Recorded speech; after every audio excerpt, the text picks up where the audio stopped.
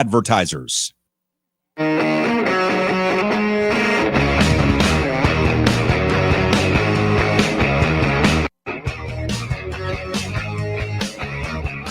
All right, what's happening, everybody? Very busy Tuesday. Thanks so much for joining us. It is Hump Day. It is Wednesday. We appreciate everybody being here.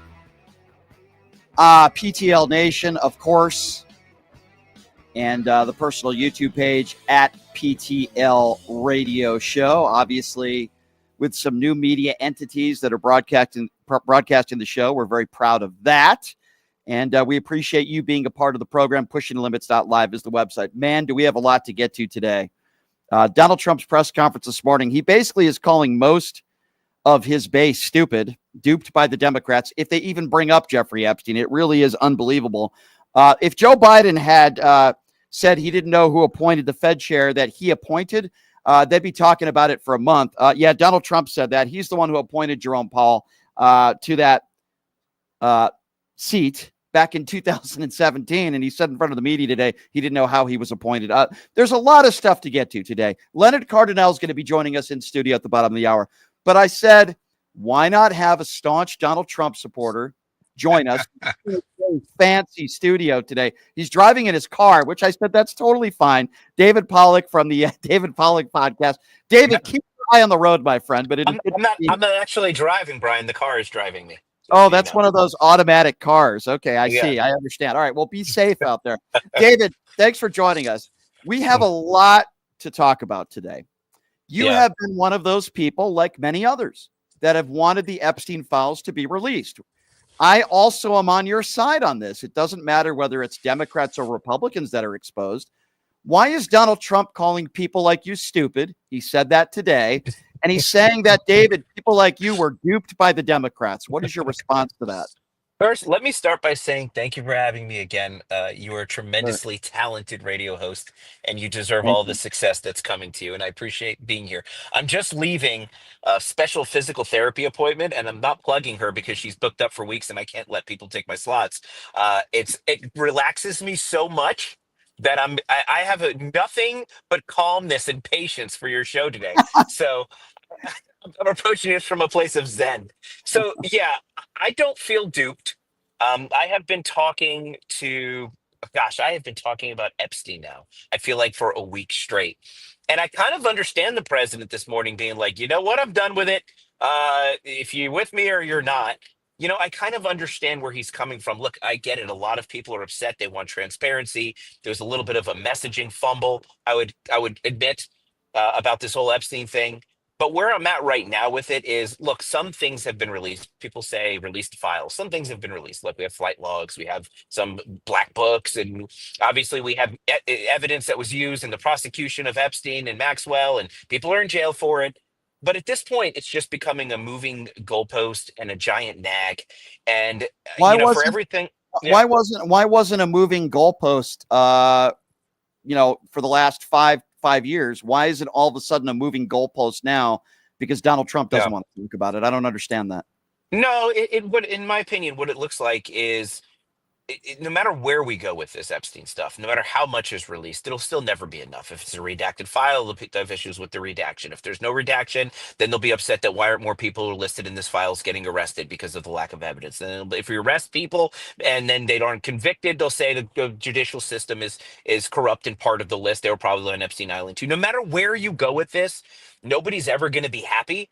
And I would rather celebrate the wins of this administration and also focus on the work that we have to do ahead. Look, I understand Donald Trump's position of saying, I'm ready to move on if you're with me or you're not with me, because the reality is Donald Trump doesn't need us to be reelected again, but we need him a lot more than he needs us. We need him to carry out the rest of the agenda that the American people put him in office to complete. And I'm confident that he's going to continue to deliver on as many of the promises as he can keep within his power for the rest of his term. But it was Pam Bondi who made the promises. It was Donald Trump who made the promises. It was the MAGA base that was talking about this for years and years. And now all of a sudden I'm hearing it's confusing from people like you and so many others. Now all of a sudden, let's just trust the government. No, you know what? Let's just let it be and let's let it go. There are obviously a lot of children that were molested. There are obviously, if there's not an actual list, there's certainly a lot of names. Why all of a sudden are you taking the approach of, let's just let the president do his thing and let's just put this in the back burner? I just find that to be very politically convenient, David. It's a political reality. I mean, how this isn't. How far are we going to go? I mean, and that's where I'm at. Like this, we have Dan Bongino, we have Kash Patel, we have Pam Bondi, all saying, "Look, we've prosecuted everybody we could prosecute. We've looked at the evidence. This is as far as this is going to go. We have to consider this case as closed." Why did and complete. Bongino take a day off on Friday then and get at odds with Pam Bondi? Then why did Kash Patel and Dan Bongino talk about this for years? That story was later clarified that he was actually having an issue with Susie Wiles, not Pam Bondi. Well, And, all I know is Dan Bongino and he returned. Dan Bongino and Kash Patel have been talking about this list and how it should be released for years. Now, all of a sudden, we're supposed to be led to believe, oh, everything's fine. And they put a video out, and there's 2.5 minutes missing from this video, and they didn't show the actual camera angle. And Pam Bondi says, I have the list. I have it on my desk. We're going to relay. And then you have Haba, who goes on Piers Morgan, who says, the list is going to be released. You have Laura Loomers of the world and all these MAGA Republicans who look like absolute idiots with the binders out there in Washington, D.C. And now all of a sudden, Donald, well, let me ask you a question then. Give me one reasonable explanation why you think that all of a sudden Donald Trump doesn't want to talk about this. Now, I think you know what I would say to this. Maybe, call me crazy, David. Maybe it has something to do with the fact that he was on the Epstein flight log 7 times. He was once Jeffrey Epstein's best friend. Maybe, call me crazy, it has something to do with that. Why all of a sudden does Donald Trump not only not want to talk about it, but attacks people that bring it up and attacks so much of his base and calls them stupid? Why? Look, I've put a lot of thought to that question, actually, and I had the realization a few moments ago. Honestly, you have to put yourself in Donald Trump's shoes for a moment. This is a man who walked away from a media and business empire to run for president in 2015. He received, a 180 on a lot of those people who used to love him, and they turned immediately to hating him. He eventually won, but at what expense? A 2-year Mueller investigation, his family targeted, some tried to destroy them. Then he moved on after 2 impeachments to multiple indictments. Then you can even move, and the civil lawsuits that we talk about a lot on the show. Then you move forward to this election in 2024, and he was almost assassinated. I mean, this man has given so much to this country, and yet, despite passing the largest tax breaks on the middle class in U.S. history, despite completing the border wall, 0 getaways getting into the country across the border over the last 2 months straight, despite the peace between Pakistan and India, and the peace in the Congo, and the peace deals negotiated between Israel and Iran, and the peace being negotiated between Gaza and Israel, and the efforts to end the war between Russia and Ukraine. Despite all of that, people want to talk about Epstein. So you know what? If I'm Donald Trump, and I've given everything to this country, and everybody just wants to talk about something else, I'm just going to say, you know what, guys, I did my best. I did my best, and that has to be good enough. There's a lot, David, to dissect with what you just said. Sure.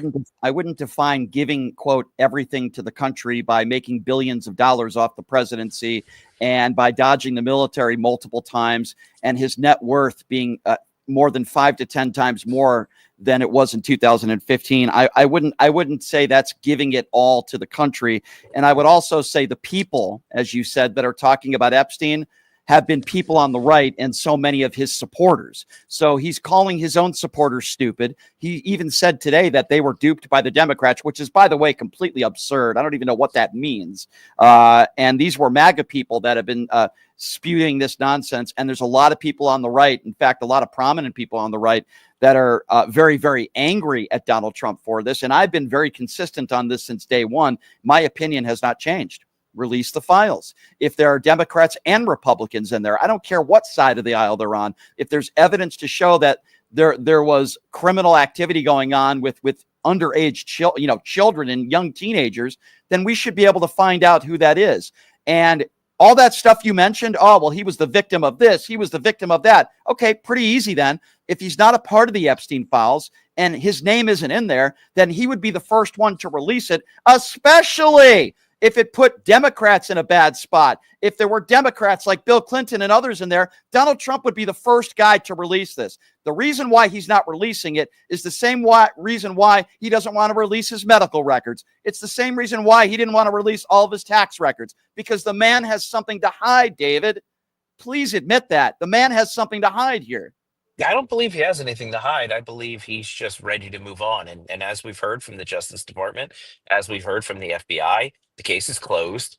Donald Trump has made it clear on multiple occasions, and a lot of people are upset about it. He's ready to move on. If he's ready to move on, then why does he still talk about the 2020 election being stolen? If he's ready to move on, then why does he still? Because he's not moving on from that. He's moving on from Epstein. And this is another reason why it's important. Why? Thank you for bringing up the 2020 election, because it's important that we move on from this. And I'm going to tell you why. There is much more. I mean, there's much. I don't want to say more significant, because the Epstein thing is very significant, and what happened there is disgusting, and it matters, and there's victims, and they do deserve justice. It's frustrating that they're not getting the justice.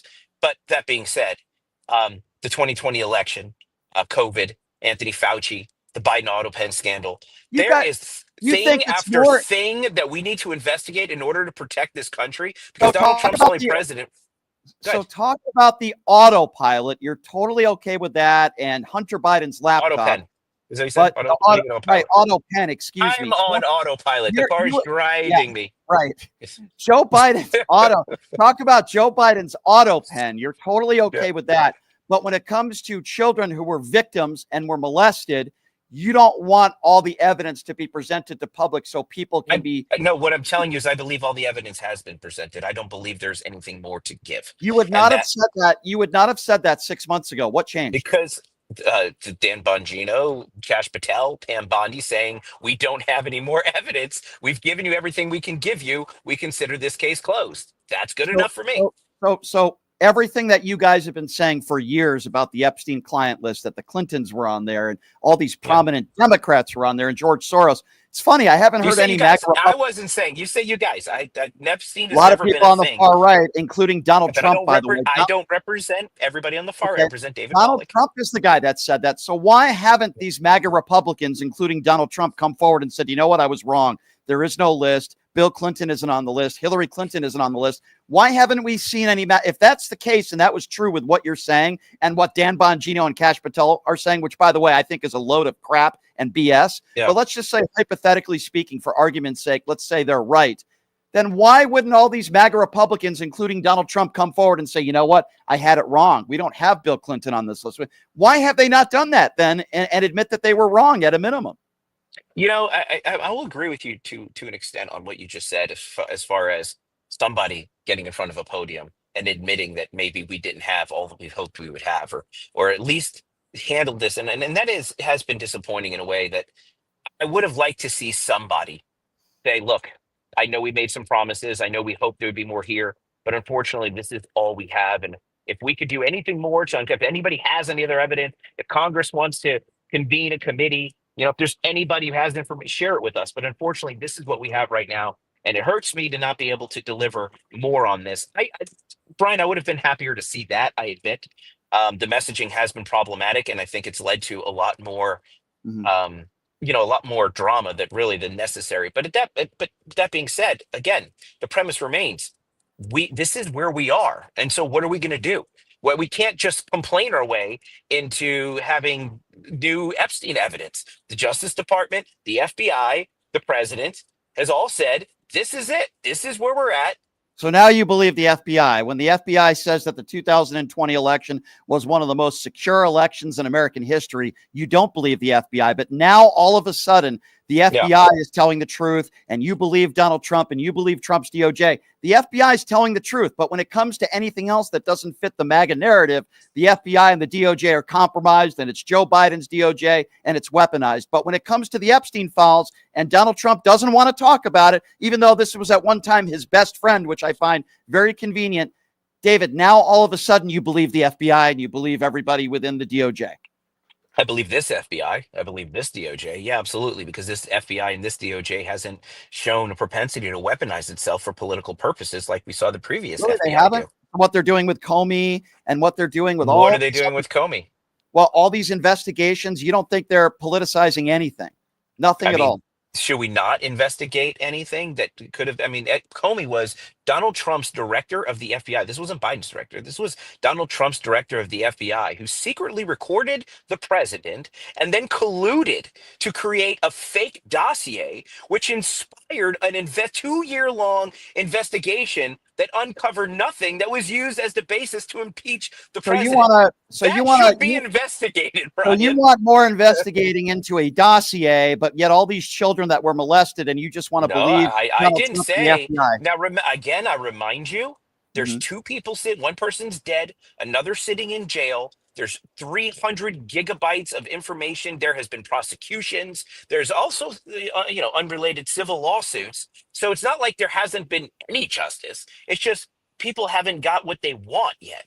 And so we're talking about two different things. And I do think just because the Epstein investigation was investigated and closed doesn't mean you don't look into James Comey's behavior. I think it's totally legitimate to look into whether or not Joe Biden was involved in making decisions with the Autopens with respect to pardons and things like that. Just because other bad things happen doesn't mean you can't look into one thing just because you can't solve another. So I No, mean, I just think it's very politically convenient. But I want to ask you a question, because a lot of people, sure. including you, talked about Joe Biden being in the bunker and having Alzheimer's, and we, all the MAGA people out there are apparently physicians and infectious disease experts.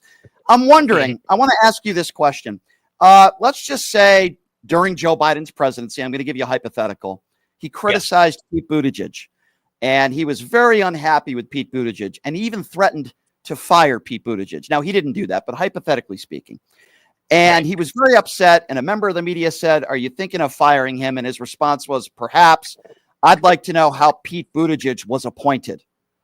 You guys would be talking about that statement for months and saying he has Alzheimer's. Well, guess what?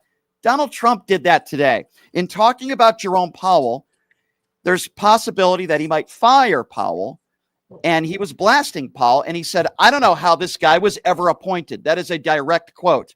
In 2017, Donald Trump is the guy who appointed this guy. Why are you not saying Donald Trump has Alzheimer's? Why are you not saying Donald Trump is in the bunker when he doesn't even realize that he's the guy who appointed him in the first case? He sounds like a complete moron. Why are you not calling that out?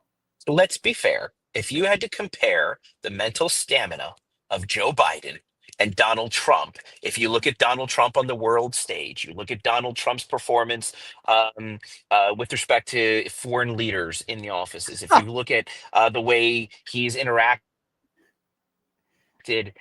with the public, taking questions from the press at every opportunity, there is legitimately, and I don't know how anybody can disagree, there is very little comparison that you can make to Joe Biden's mental feebleness to Donald Trump's mental stamina. Okay, so And I'm so asking you, there's no what is your Go ahead. excuse today when Donald Trump is considering firing Powell and asked the question in public in front of the media and members of his cabinet, with Marco Rubio sitting right next to him? How did this guy get appointed when Donald Trump is the guy who appointed him in 2017? I don't see a correlation between what you're suggesting and Donald Trump having Alzheimer's. Where's your criticism? Where's your criticism of Trump? Is that what the do you guy want me that to criticize? That's the guy that should be the leader of the free world, who's calling on a guy to be fired and blasting him and saying, "How did this guy ever get appointed?" when he's the idiot who appointed him? Okay. Inflation is stable, right? No, it's not. It's gone up. The two numbers No, it just gone up. hasn't. It's up 0.3. Yes, it has. The two numbers just came out. It's up 0.3%. They came out yesterday. I talked about it. We have the stock market hitting record highs. The world is becoming increasingly less dangerous. There is win after win after win. And somehow to suggest that we're able to accomplish all of this while the president has Alzheimer's, like, you know what I'm saying? Like this argument. I'm not saying that Donald Trump has Alzheimer's. Here's what I'm being facetious. Here's what I am saying. You guys acting as physicians, if Joe Biden made a statement like that he wanted to fire somebody in his administration, I get your question. There was way more evidence that Joe Biden had mental concerns, and the Democrat media has admitted this. By the way, there was way more signs that something was going on with Joe Biden than simply just misstating something or misremembering something. I mean, you saw Joe Biden's performance at the debate. I think you and I even talked about it, and it was like, yeah, that was a lot worse than a lot of people But thought. Donald Trump is the president of the United States, and he doesn't And even Joe know Biden was president of the guy. United States, and when Yes, you he saw was. And when Joe Biden was president of the United States, there weren't people that are getting deported from this country that are nonviolent criminals without due process. Are we going there? They are Yeah. having due process. Who's getting No, they're deported not. without due process? Who's getting deported without due Is process? that a real question? Do you think It's a Garcia got 100% honest question. so Who's getting people, deported without due every process? single person that is a nonviolent criminal, particularly those that were sent to Yeah. El Salvador prisons and some of the Mhm. highest maximum security prisons in the world that have never been convicted of a violent crime. Joe Biden and Barack Obama did not do that. Hey, wait, hold on, and let's go there. And the prime example, of course, everybody knows in your audience, and you know as well, and we've talked about it. The prime example of people being deported to El Salvador without due process is Kilmer Brego Garcia. Kilmer Brego Garcia was then returned to the United States. 267 others. Supreme Court, go ahead. What did the Supreme Court say on that?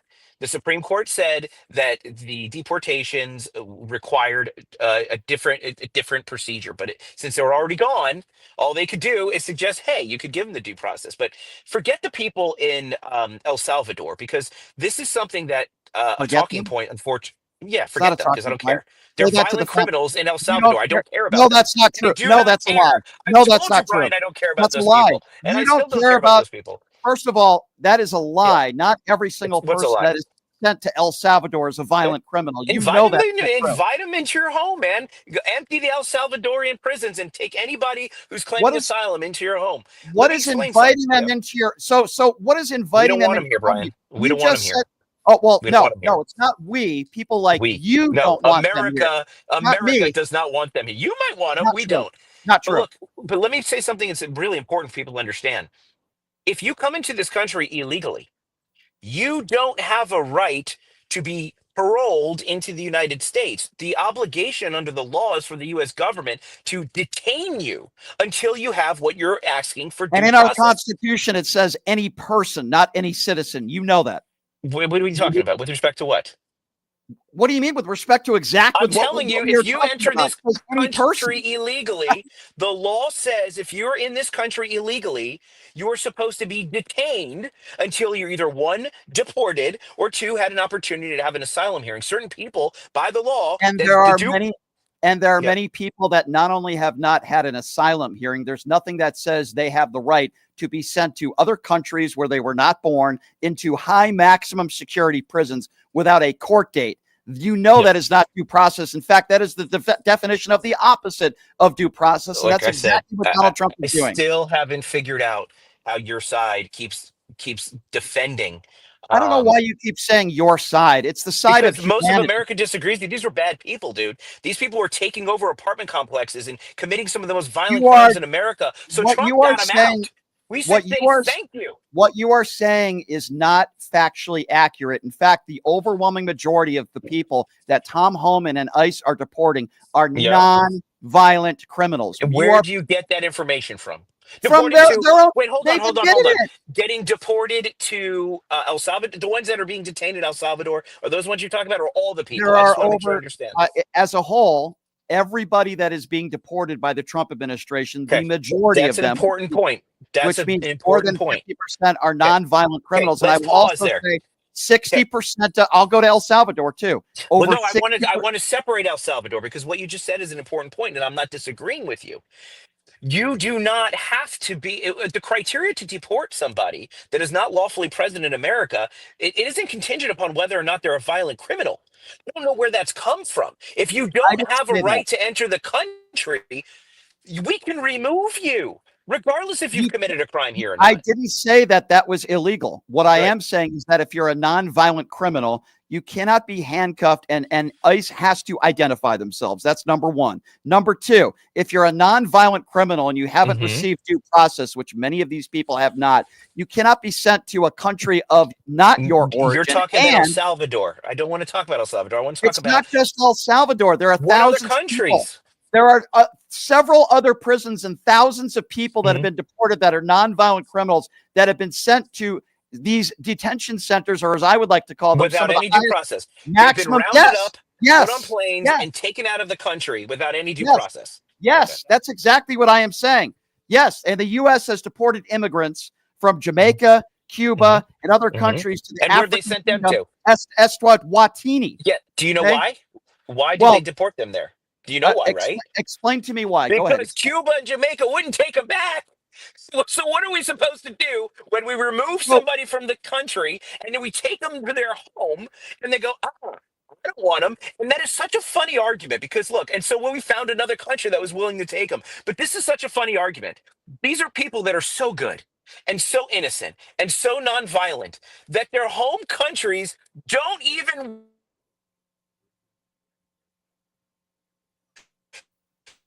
David, the place you're from doesn't... That's not David. You cut out there for a second. You cut out. I'm sorry, I'm in a parking lot. I'm trying. Okay. You cut out there for a second. The point that I'm trying to make, and I think it's to a better place. That's okay. The point that I tried to make, which is a pretty simple one here, is that in the Constitution it says any person, not any citizen. And the second thing I would say is many of these people are not getting due process. They're not getting their chance in a courtroom. I disagree. I think they are getting due process. How? If somebody doesn't even identify themselves and kidnaps them, how is that due process? They're not being kidnapped. They're identifying themselves. They are having due process. Many of the people that everybody sees, that's not true, You're David. There's videos. True. I'm saying it is. So there's videos of ICE agents that are not. The videos are true. Agents that are not identifying themselves, that are handcuffing people, and the families don't even know where their members are being sent to. That's the definition of kidnapping.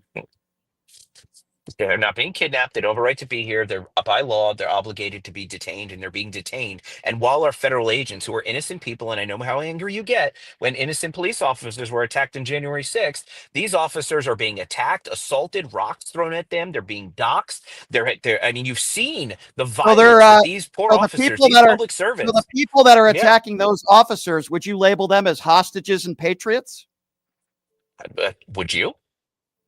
Donald Trump labeled the people who beat the cops on January 6th as hostages and patriots. So, Brian, what do you call the people then that are attacking the federal office?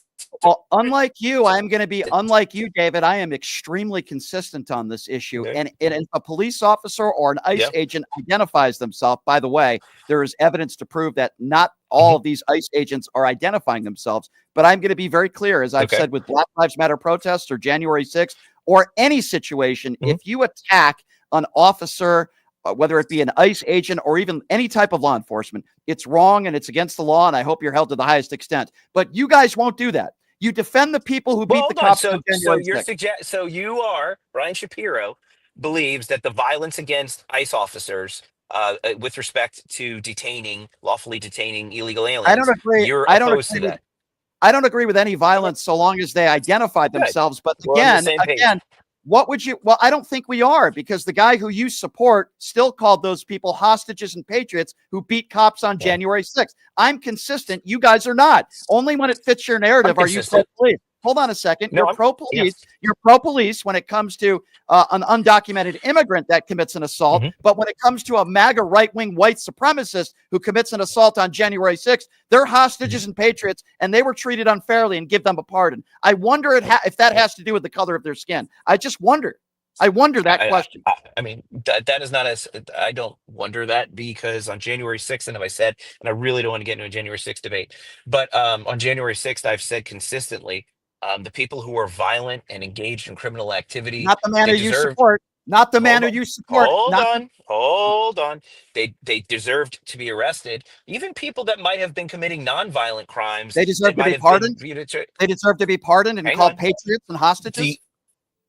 The issue with January 6th, and I agree with the president with respect to this, and I agreed with Joe Biden with respect to Hunter Biden under the same premise, is that nobody who was present and prosecuted under January 6th was treated or prosecuted fairly. They were That's prosecuted under nonsense. laws that weren't applicable to their situation. The Supreme Court spoke on it. They What? should, Okay, the so let me get Enron this right. statute that they Let me get used this. to put Let people in me jail, get this right. these people did not receive David. fair Okay, David. trials, Brian. So I David, have an issue with that. let me get this right. Yeah. So you're making the case that the Yeah. people who beat cops on January 6th, some of whom were convicted of Did not get fair trials. conspiracy, Correct. unfair, they deserve Yes. the pardons. Hold on. Hold on. Battery on a law enforcement officer is not seditious conspiracy. Okay, It's okay, not. but there's a lot. Okay, but Donald Trump labeled all those people as hostages and patriots, and most of them got pardons. But yet, if you're an undocumented immigrant in this country, Mhm. some of whom that have been here for decades that have not committed any violent crimes, and some of those people, not all, but some of them are sent to high maximum security prisons like in El Salvador. You've said on this show, quote, I don't care about them, but you care about the American citizen white supremacists who beat cops on January 6th. You said a key word there, American citizen.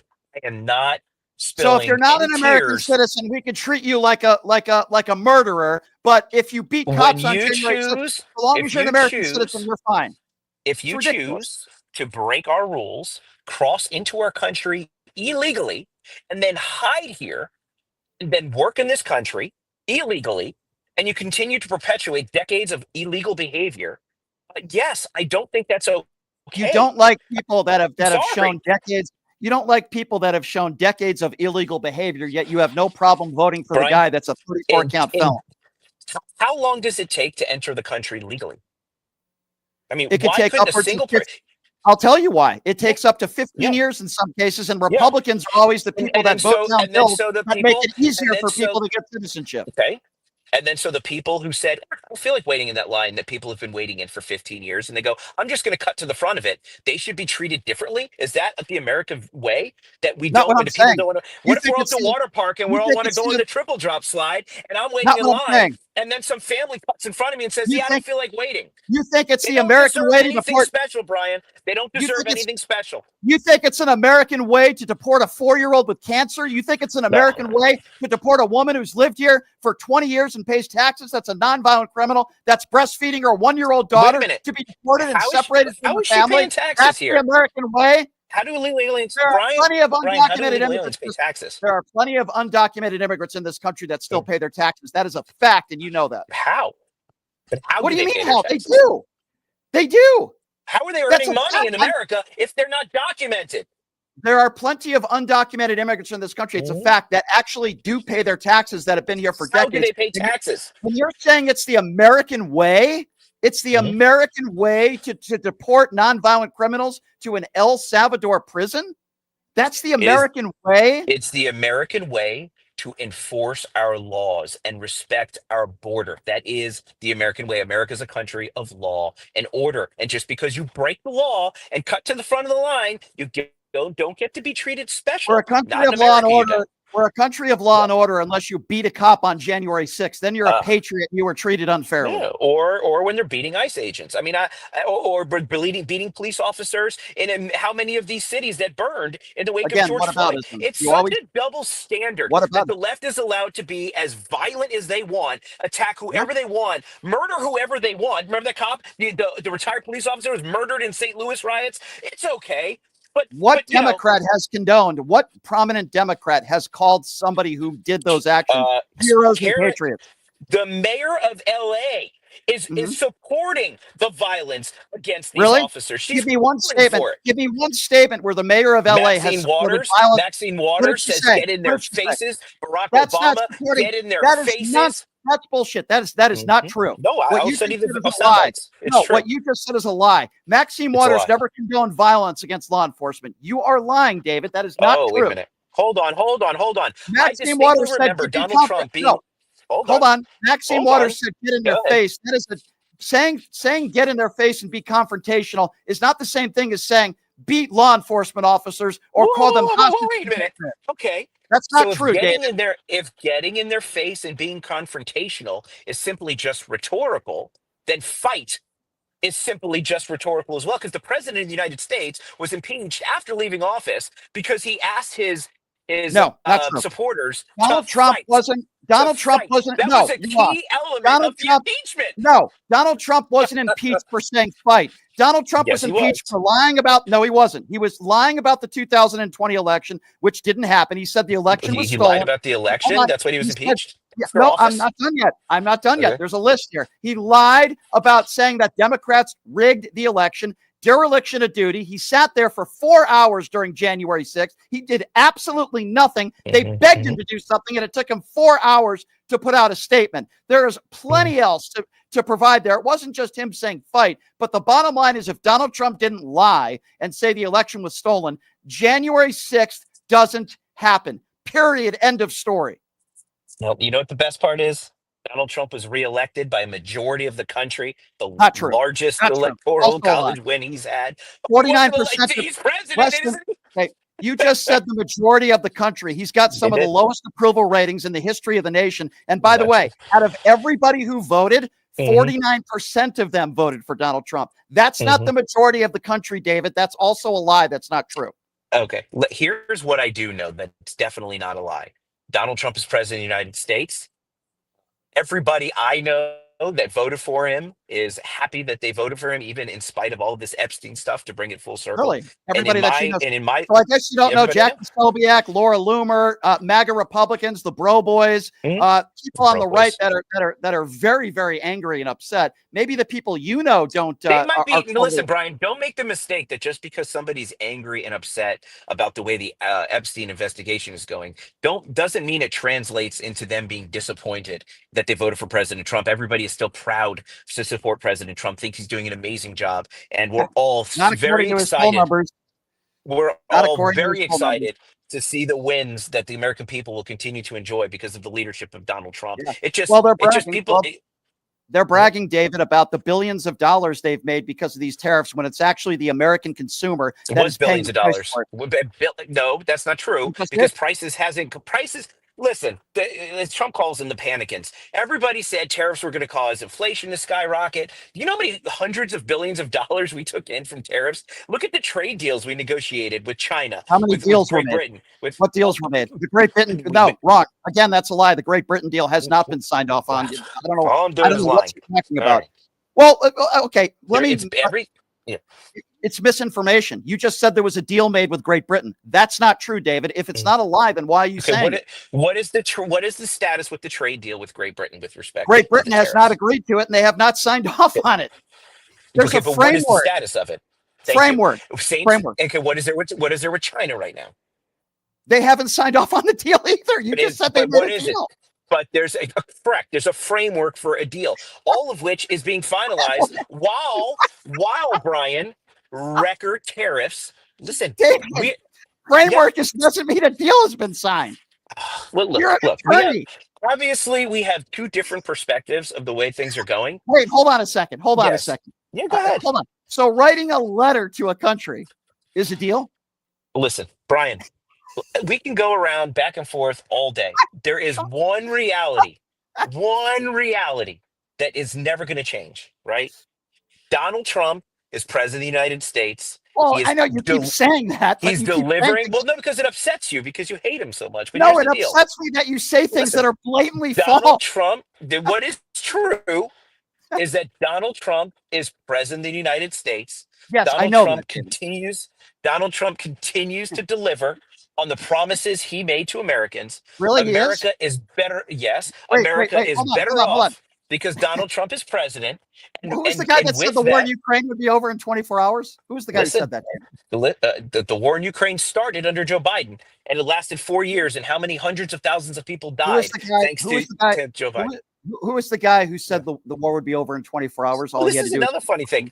And it didn't end in 24 hours. And so what happened instead, Brian? It didn't end in 24 hours. Trump tried to negotiate with Zelensky. Trump tried to negotiate with Putin. And when it fell through, now Trump is turning because how many Democrats are like, Trump's in bed with Putin. Trump and Russia. Now Trump is sending millions of dollars worth of weapons to the NATO to help support Ukraine. Which is what people like you were criticizing criticizing Joe Biden No, for it. I didn't want. Donald No, Trump I started didn't World want War Ukraine. III. I didn't want Zelensky getting our money. If we're gonna arm NATO to turn up pressure against Putin in hopes of ending the war, I'm okay with that. We're talking about different things. Donald At the Trump end of, said that if Ukraine got more weaponry, that it would Mhm. start World War III, and now he's but, helping but Ukraine guess get what more also weaponry. He's happened? doing exactly what Joe Biden did. Putin is not negotiating, and Trump wants to see an end to the war. And as I Trump thought has Donald Trump. proven What happened to the art of the consistently, deal? What happened to the art of the deal? He said this he'd is end the part of war the in art of the 24 deal, hours. Brian. Brian, what has Giving him happened? another 50 days. That's the art of the deal. He doesn't know who Vladimir Putin is by now, and he wants to give him another 50 days. How many more innocent people are going to die in Ukraine? He wants You're to give. interfering with my Zen, Brian. I was in Zen when I got in my car. You're Well, I'm interfering sorry. with my I'm Zen. sorry. I'm sorry. You're an attorney. I'm shocked, David. In I'm closing, not in a suit. I'm in my I'm car in a shocked. t-shirt. You're I'm interfering with my Zen. your framework of a Zen. I'm just going to use the word framework now. Your framework of a Zen. Hey, it's always a good debate. I appreciate Yeah. you coming on, David, as always. I'm going to go back to the framework of my show, Go ahead. Good but luck. I do appreciate you coming on. Get back into your Zen and your framework of Donald Trump being the best president of all time. But I do appreciate you coming I on. love President Trump. I still got to do your podcast. Okay, it's relaunching, so we're in like a hiatus. I'm Okay. relaunching, and I'm looking at a couple of a lot of good things are happening, Brian. Lots of good things, and so Well, as soon as I figure out what that show's going to many look like when people, we relaunch, you'll be part of it. many people are What's that? saying that you're working on the framework of your new podcast. Many people are I saying. am, Brian. Okay. All right. That's exactly what I'm doing. I'm working on the framework of the podcast. I'm doing like Fair my own enough. podcast. All right. Anyway, it's great I joining will you as let you. always. Thank you for having me. Thank you. Drive safe. Get back to your alternative facts, and we will talk to you soon. Okay. All right, bye. All right, David. Have a good one. Yeah, that's David Pollack, everybody. He raised my blood pressure, ladies and gentlemen. Framework of deals that are made. All right, so here's what we're going to do. Wow, that was explosive. That got a little heated, as it usually does with David. Here's what we're going to do. We are going to take a quick break. When we come back, Leonard Cardinell is going to be joining me as it's Wednesday. And boy, do I have a lot of audio to play for you. Donald Trump is calling the Epstein files a hoax. He's calling his base stupid. I have the audio to prove it for you, and we're going to play that for you when we come back, and then we'll take some phone calls, and Leonard's going to be joining us, and we'll get some reaction to that David Pollack interview. I'm a little bit of a loss for words, but I try to correct people when they're wrong. Anyway, we'll take a quick break. We'll be back right after this, pushing the limits right here on KSHP. Hey, everybody. Are you struggling to find a pizza place that reminds you of Brooklyn? That true blue New York style pie? Well, worry no more. Stallone's Italian Eatery Pizza is a knockout. We're located at 467 East Silverado Ranch Boulevard, just off of Premier Road, half a mile east of South Point Casino, just minutes from the Las Vegas Strip. Come by and grab a slice of pie. Plus, check out our Brooklyn-inspired Italian cuisine. Our sandwiches are super. Hero, that is. Because why be a sub when you can be a hero? Stallone's Italian Eatery is here to serve you phenomenal food, Vegas. Forget about it.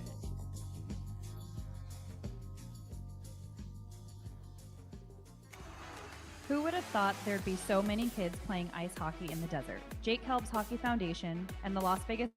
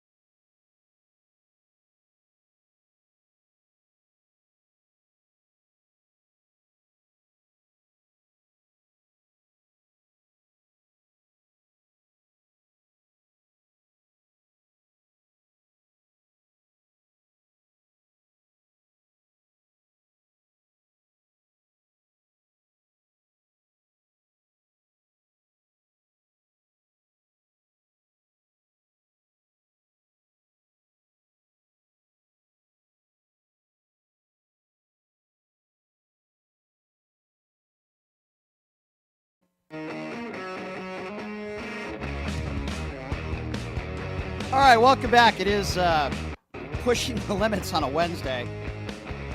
By the way, we got some great guests lined up for tomorrow. I'm going to be looking forward to this.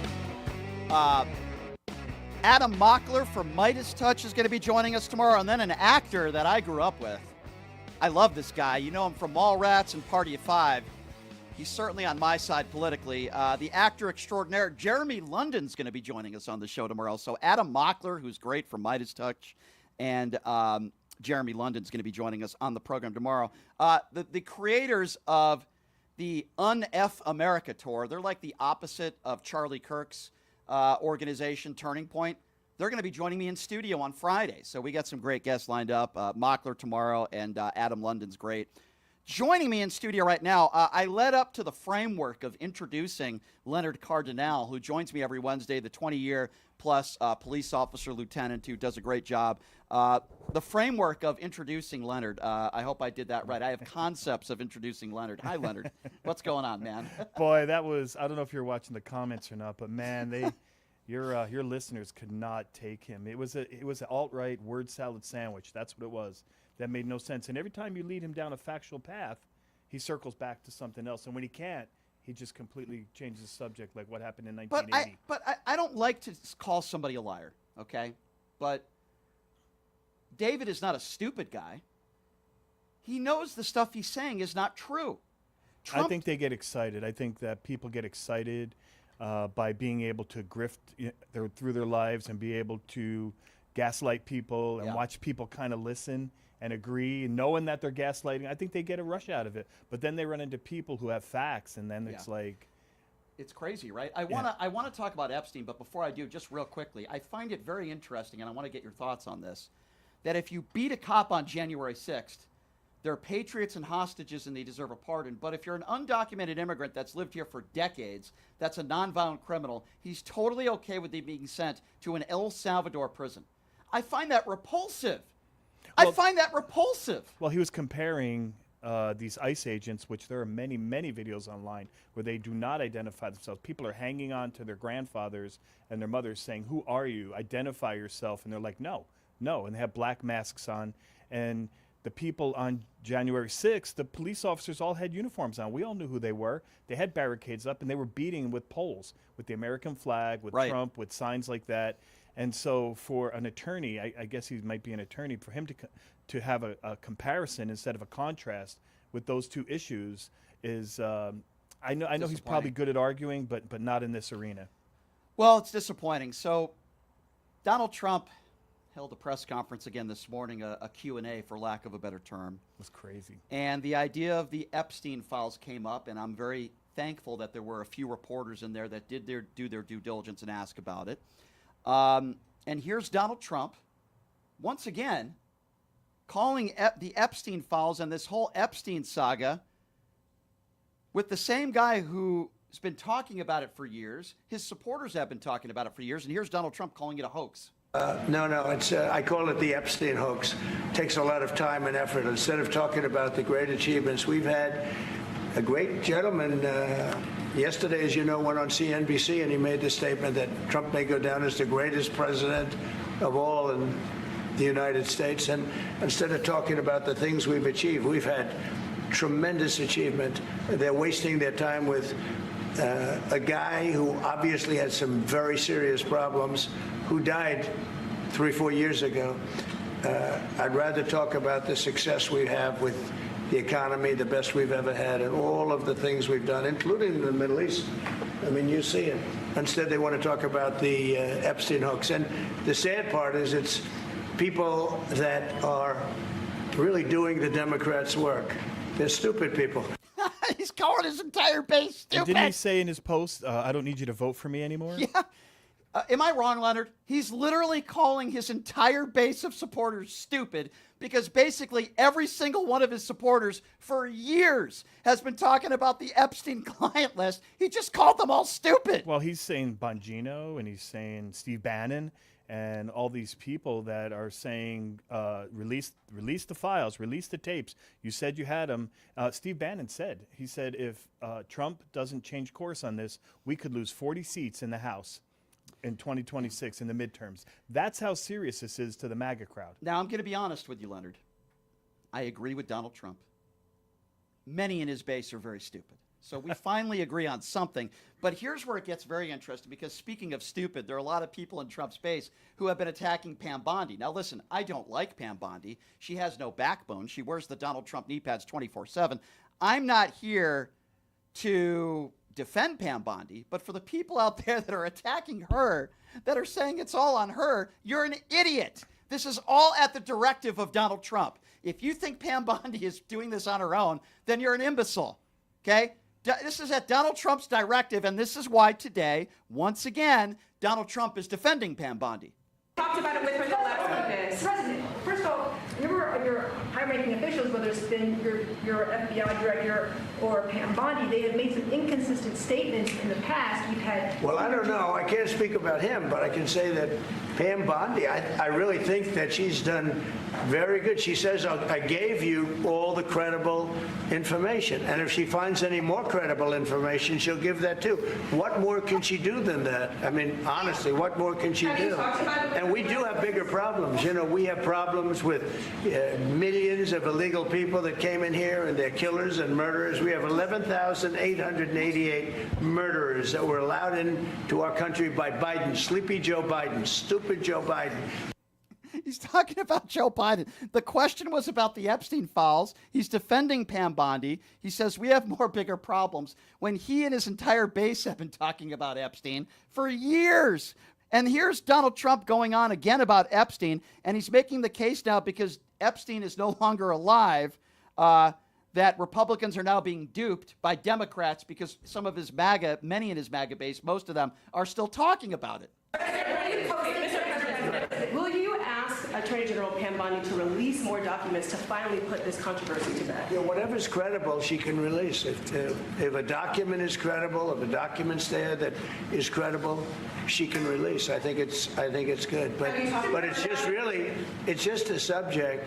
He's dead. He's gone, and all it is the Republicans. Certain Republicans got duped by the Democrats, and they're following a Democrat playbook, and no different than Russia, and all the other hoaxes. They're started by the Democrats, and some Republicans. In this case, I was surprised, but they got duped. What is he talking about? He's talking about his own Republicans that support him, that voted for his bill, getting duped by Democrats when he's the one who ran on the Jeffrey Epstein files. And Pam Bondi promised to release the files. Well, she was on the news, and on the news they said, "Do you have the list?" And she says, "What? It's on my desk. I'm just." You getting had ready these to read it." right-wing and idiots that morphed with the- into I don't know where it is.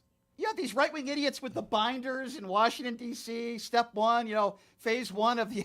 You had all of his supporters talking about this for years, and now he's saying that they've all been duped by Democrats. By the way, Donald Trump talked about it. Well, they're saying they're not going to let it go. Many MAGAs have been interviewed, a lot of podcasters. Joe Rogan, he interviewed Kash Patel and said, there's video. You're telling me there's no video now? Is there's proof, there's a list. Now there's no list. That doesn't make any sense. And if you haven't heard enough ridiculous audio from this press conference this morning, Donald Trump says we shouldn't be talking about the Epstein files anymore. What should we be talking about? Listen to this. He doesn't have a policy. Some lunatic around the desk had a policy. Whoever operated the Autopen had a policy, which is, by the way, I think the biggest scandal. That's the scandal they should be talking about, not Jeffrey Epstein. The scandal you should be talking about is the Autopen, because I think it's the biggest scandal, one of them in American history. So the economy is doing really well. Yeah. And people are seeing it. So we shouldn't be talking about the Epstein files anymore. We should be talking about the Joe Biden Autopen. Can I say something about James Comer so the listeners know? Yeah. So James Comer is in Congress, and he's the one investigating the Autopen Biden saga, correct? So guess what? They found out that when he sent out his subpoenas and he's sending out information, guess what, Brian? Guess what they're signed by? James Comer, the investigator. They're signed by Autopen. Yeah, they took PDF documents, they broke them down, and they found out that the signature was signed by Autopen. I mean, you can't get. Can you get dumber than that? I don't know. I don't think you can. It's embarrassing, but they're not embarrassed. I don't get it. I don't think you can. And as I mentioned before this press conference, in one of Donald Trump's Truth Social posts, he labeled the Epstein files as the Jeffrey Epstein hoax. He's blamed Democrats. He's attacked his past supporters, as he called it, for buying into the BS. It's kind of funny. It's pathetic. We kind of have to laugh at it. But when this news broke out, and as soon as Donald Trump put this tweet out on Truth Social, this is the way the CNN Washington reporter had to report on this tweet. And it's almost like a Saturday Night Live skit, only we're in real life. But this is the way CNN had to cover this. The president accusing, on the one hand, Democrats of manufacturing this, saying that it's a Jeffrey Epstein hoax, but then going very harshly after those very Republicans who are his supporters and are calling for more transparency, saying that his past supporters have bought into what he calls BS. He uses the actual word. He calls it hook, line, and sinker. The president going on to say, let these weaklings continue forward and do the Democrats' work, concluding, I don't want their support anymore. Of course he doesn't want their support anymore because he knows that. And plus, he doesn't plan on run again anyway. Yeah, he called them all weaklings, by the way. Weaklings. So Laura Loomer, MAGA is saying, Brian, I thought Ben Shapiro, Jack Posobiec, they're all weaklings. I thought maybe it would be the men in masks deporting grandmothers and children. Those are the weaklings. I thought somebody in MAGA universe would say, wow, that's a bridge too far. And as it turns out, the thing that they won't back up on is the Jeffrey Epstein files, which I'm pretty sure he's trying to distance himself now, but it's well documented. His relationship with Jeffrey Epstein. So the videos that have surfaced, and we've seen some of these videos before, and I thought MSNBC did a really good job of breaking it down. It's a party that Donald Trump had apparently at Mar-a-Lago. There were a lot of women at this party, and Donald Trump calendar party. Yeah, and Donald Trump is mingling with Jeffrey Epstein. This is the way MSNBC kind of broke down this party. Have a listen to this. Of a Mar-a-Lago party shows Trump giving Epstein his personal attention.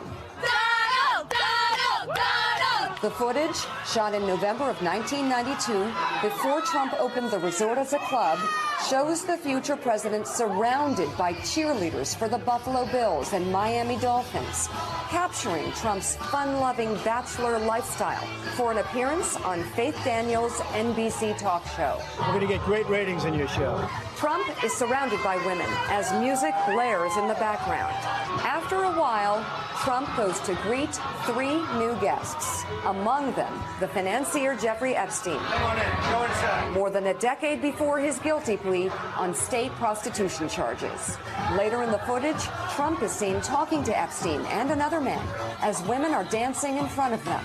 Trump alternates between dancing and pointing out women to Epstein and the other man and telling Epstein about the cameras. Though exactly what they say is difficult to understand as they discuss the women and their appearances, Trump gestures to one and appears to say to Epstein, "Look at her back there. She's hot." And then Trump says something else into Epstein's ear that makes him double over with laughter. There you go. But, there's nothing to see here. Can you imagine if Joe Biden, just for a moment, or Barack Obama, there was footage of them inviting Jeffrey Epstein into their home and talking to Jeffrey Epstein about how hot some of the women were at the party. This is stuff that we see on video. But there's nothing to see here, and I'm sure this has nothing to do with the fact that Donald Trump isn't releasing any of these files, and he doesn't want anybody to talk about it, and he's calling basically all of his supporters and the Epstein scandal BS. He told basically his base today that he doesn't want their support anymore. And he doesn't know who appointed Jerome Powell either, by the way. I don't know what you think about that. Well, Leonard, he tried to skip over it this morning in the Oval Office when he was speaking. He said, and this is Jerome Powell, Biden kept him. He kept him for 4 years. But what he didn't say was Donald Trump is the one who chose him. Yeah. He appointed Jerome Powell originally. So if he was so bad, why didn't he get rid of him? And by the way, did you see what happened when he started talking about firing him? He had a meeting with Republicans last night. And in the meeting, he said, I'm pretty sure I'm going to fire him. Now, he changed today. But the Dow Industrial went down 500 points. It just dropped. The bottom dropped out, and then he came on TV and said, "Well, I don't think I will." And then the Dow started to respond, but it went down 500 points. So people are saying that the world economy would probably suffer irreparable damage if he fired Jerome Powell, because no one would have confidence in the United States, and there'd be no credibility. Leonard, this isn't the first time that Donald Trump has done this, where he's complaining about somebody that he hired. This has happened plenty of other times in the past. This was his appointee, and do you really think he doesn't even remember that he appointed this guy? I mean, could he be this stupid? I don't think he does that. I think he just has talking points in his head that are probably given to him by fairly talented people. But then when it gets just like David Pollack, when it gets to the point where you have the in between the talking points, where the facts come out or the facts are challenged, he just kept changing the subject after a while, and then he got angry. Yeah. Then he got angry. Why are you people asking? Well, you know what? People on our side are going to keep talking about Jeffrey Epstein, because apparently it's really getting under his skin badly. I think people on both sides are going to get, and now obviously the Charlie Kirks and people that make a lot of money are not going to criticize Donald Trump because they have no credibility, and they'll do or say anything for Donald Trump. But I think there are a lot of people in the MAGA base, even people like Laura Loomer and Marjorie Taylor Greene, that are pissed off. Marjorie Taylor Greene said straight out that she doesn't understand. This is what we're about. We said we were going to release it. We said we don't care who gets in trouble on what side. Right. And she's a staunch I don't Trump think supporter. these people are just going to go away with it. I think if the people that obviously work in Trump's administration, like Kash Patel and Dan Bongino, aren't going to criticize Donald Trump because they know that they'll lose their jobs. But I think people outside the base of people in his cabinet, I think will continue to do so. I do want to open up the phone lines for all of you now. Now is the time to be a part of the show. I know there's probably a lot on people's mind that they want to talk about. What do you make of the fact? And I'm talking to Trump supporters out there too. Donald Trump called you guys stupid. Now, I think many of you are, but this is the guy who you support. This is the guy who you voted for. What do you make of Donald Trump calling you stupid for even bringing up Epstein at this point? And what do you make of the fact that Donald Trump today said you're being duped by Democrats?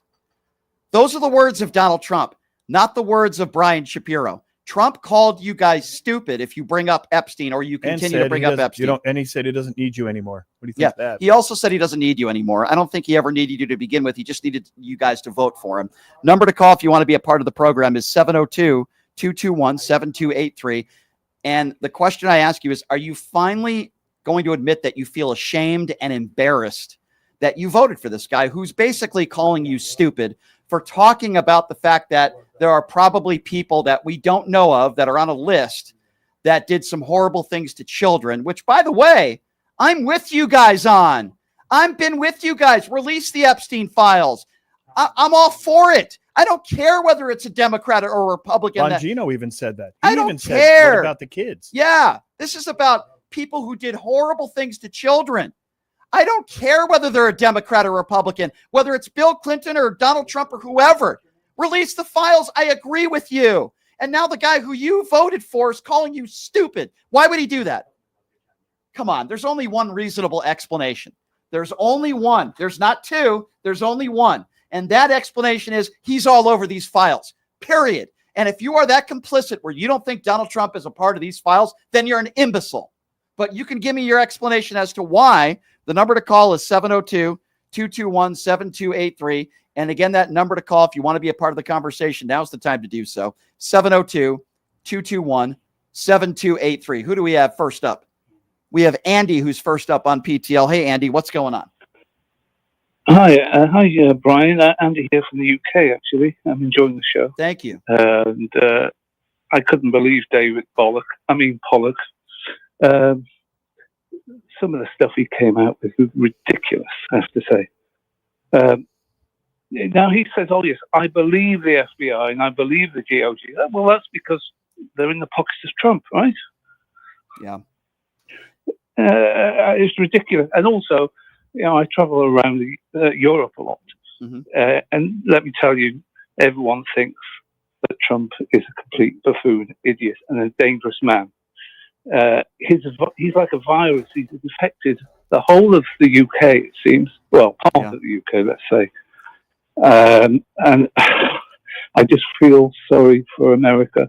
It seems to be turning into a police state as well. Is that kind of, can I ask you, my friend, and I appreciate you listening from the UK. We have other callers that call in from the UK as well. Yeah. What do a lot of people in the UK, like, what do they make of this man? I mean, what are the conversations like with you and others that follow American politics? What are the types of conversations that you guys have in the UK about this man, Donald Trump?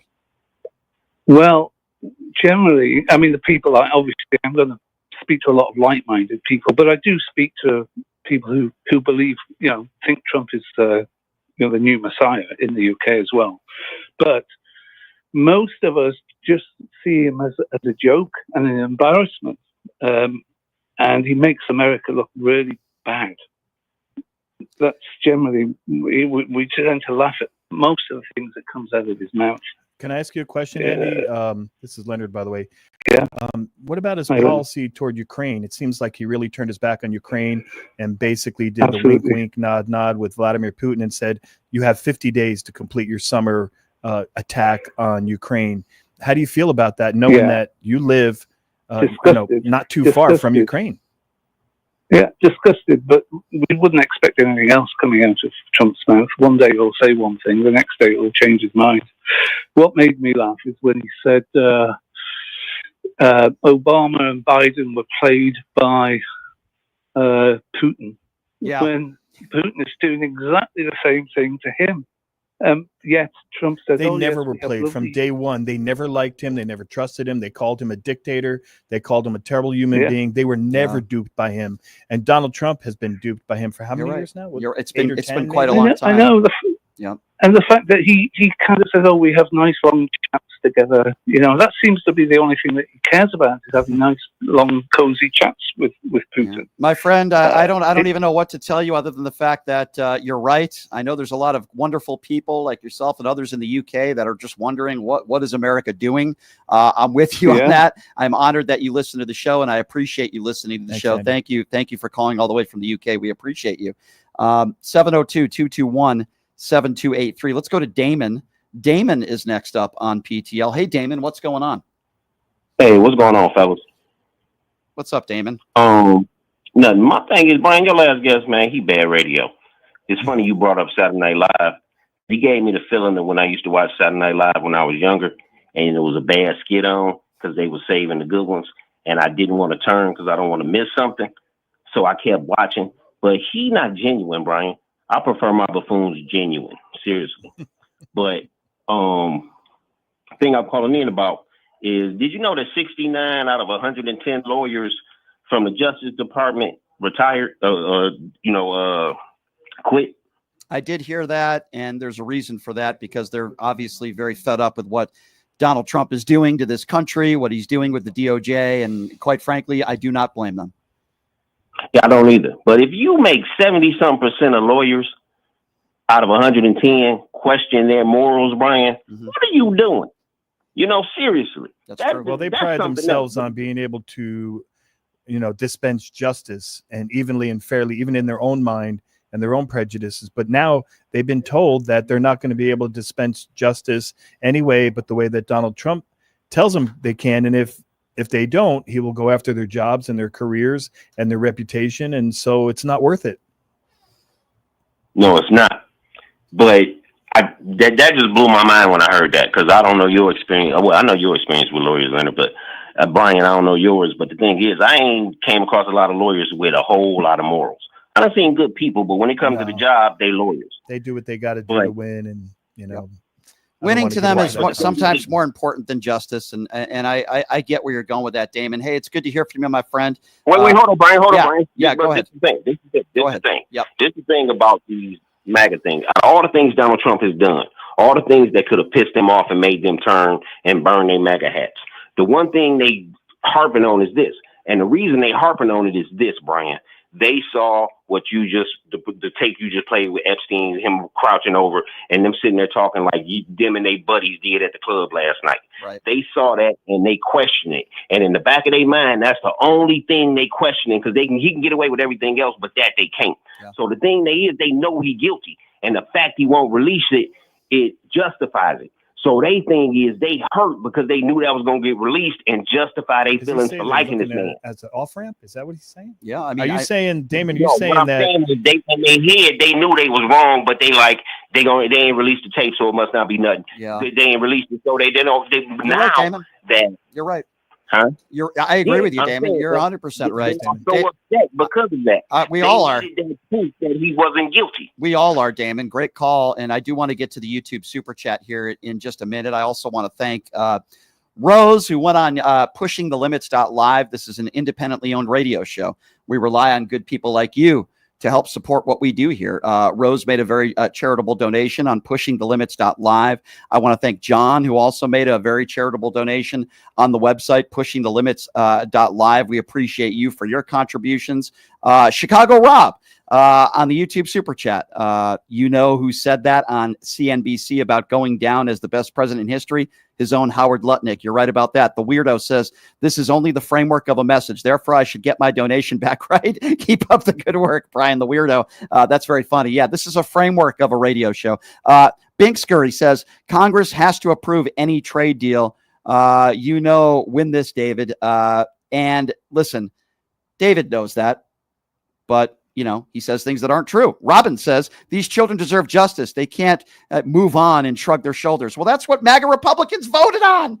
The Republicans voted on not releasing the files. They've been talking about it for years, but they're very afraid. Orange Man, they're very afraid of Orange Man, so they have to do what Orange Man tells them to do. Right, Leonard? Many people are saying, but let me ask you a question real quick about Damon, the last caller. Was he saying that the MAGAs are looking at the Epstein files as an off-ramp? In other words, they've kind of changed their mind a while ago on Donald Trump, and now they're looking for something to guide them as an off-ramp? Was he actually going that deep? I mean, he's going that deep into it. I think it's pretty simple. I'm gonna simplify everything for all of you. The reason why Donald Trump doesn't want, and he's the one who's directed Pam Bondi here to not release the files, is because it's incriminating on Donald Trump. We don't have to get into the weeds. There might be some Democrats in there too. I don't know. What I can tell you with certainty is if the files were released, Donald Trump would be hurt by it. And I'm sure some of his supporters would still support him. A lot of people are saying. A lot of people are saying. It's a lot of people. I spoke to many people over the last week, and many people are saying. Many people are saying that Donald Trump was on Epstein Island. I agree, Leonard. 702-221-7283. Let's go to Thomas. Thomas is next up on PTL. Hey, Thomas, what's up? Hey, guys, can you hear me? Yes, sir. Go ahead. Awesome. The first thing I wanted to ask is for Leonard. Leonard, if hypothetically someone were to ever go to a David Pollack meet and greet, and hypothetically they were to spit in his face, what criminal offense am I looking at? And how much jail?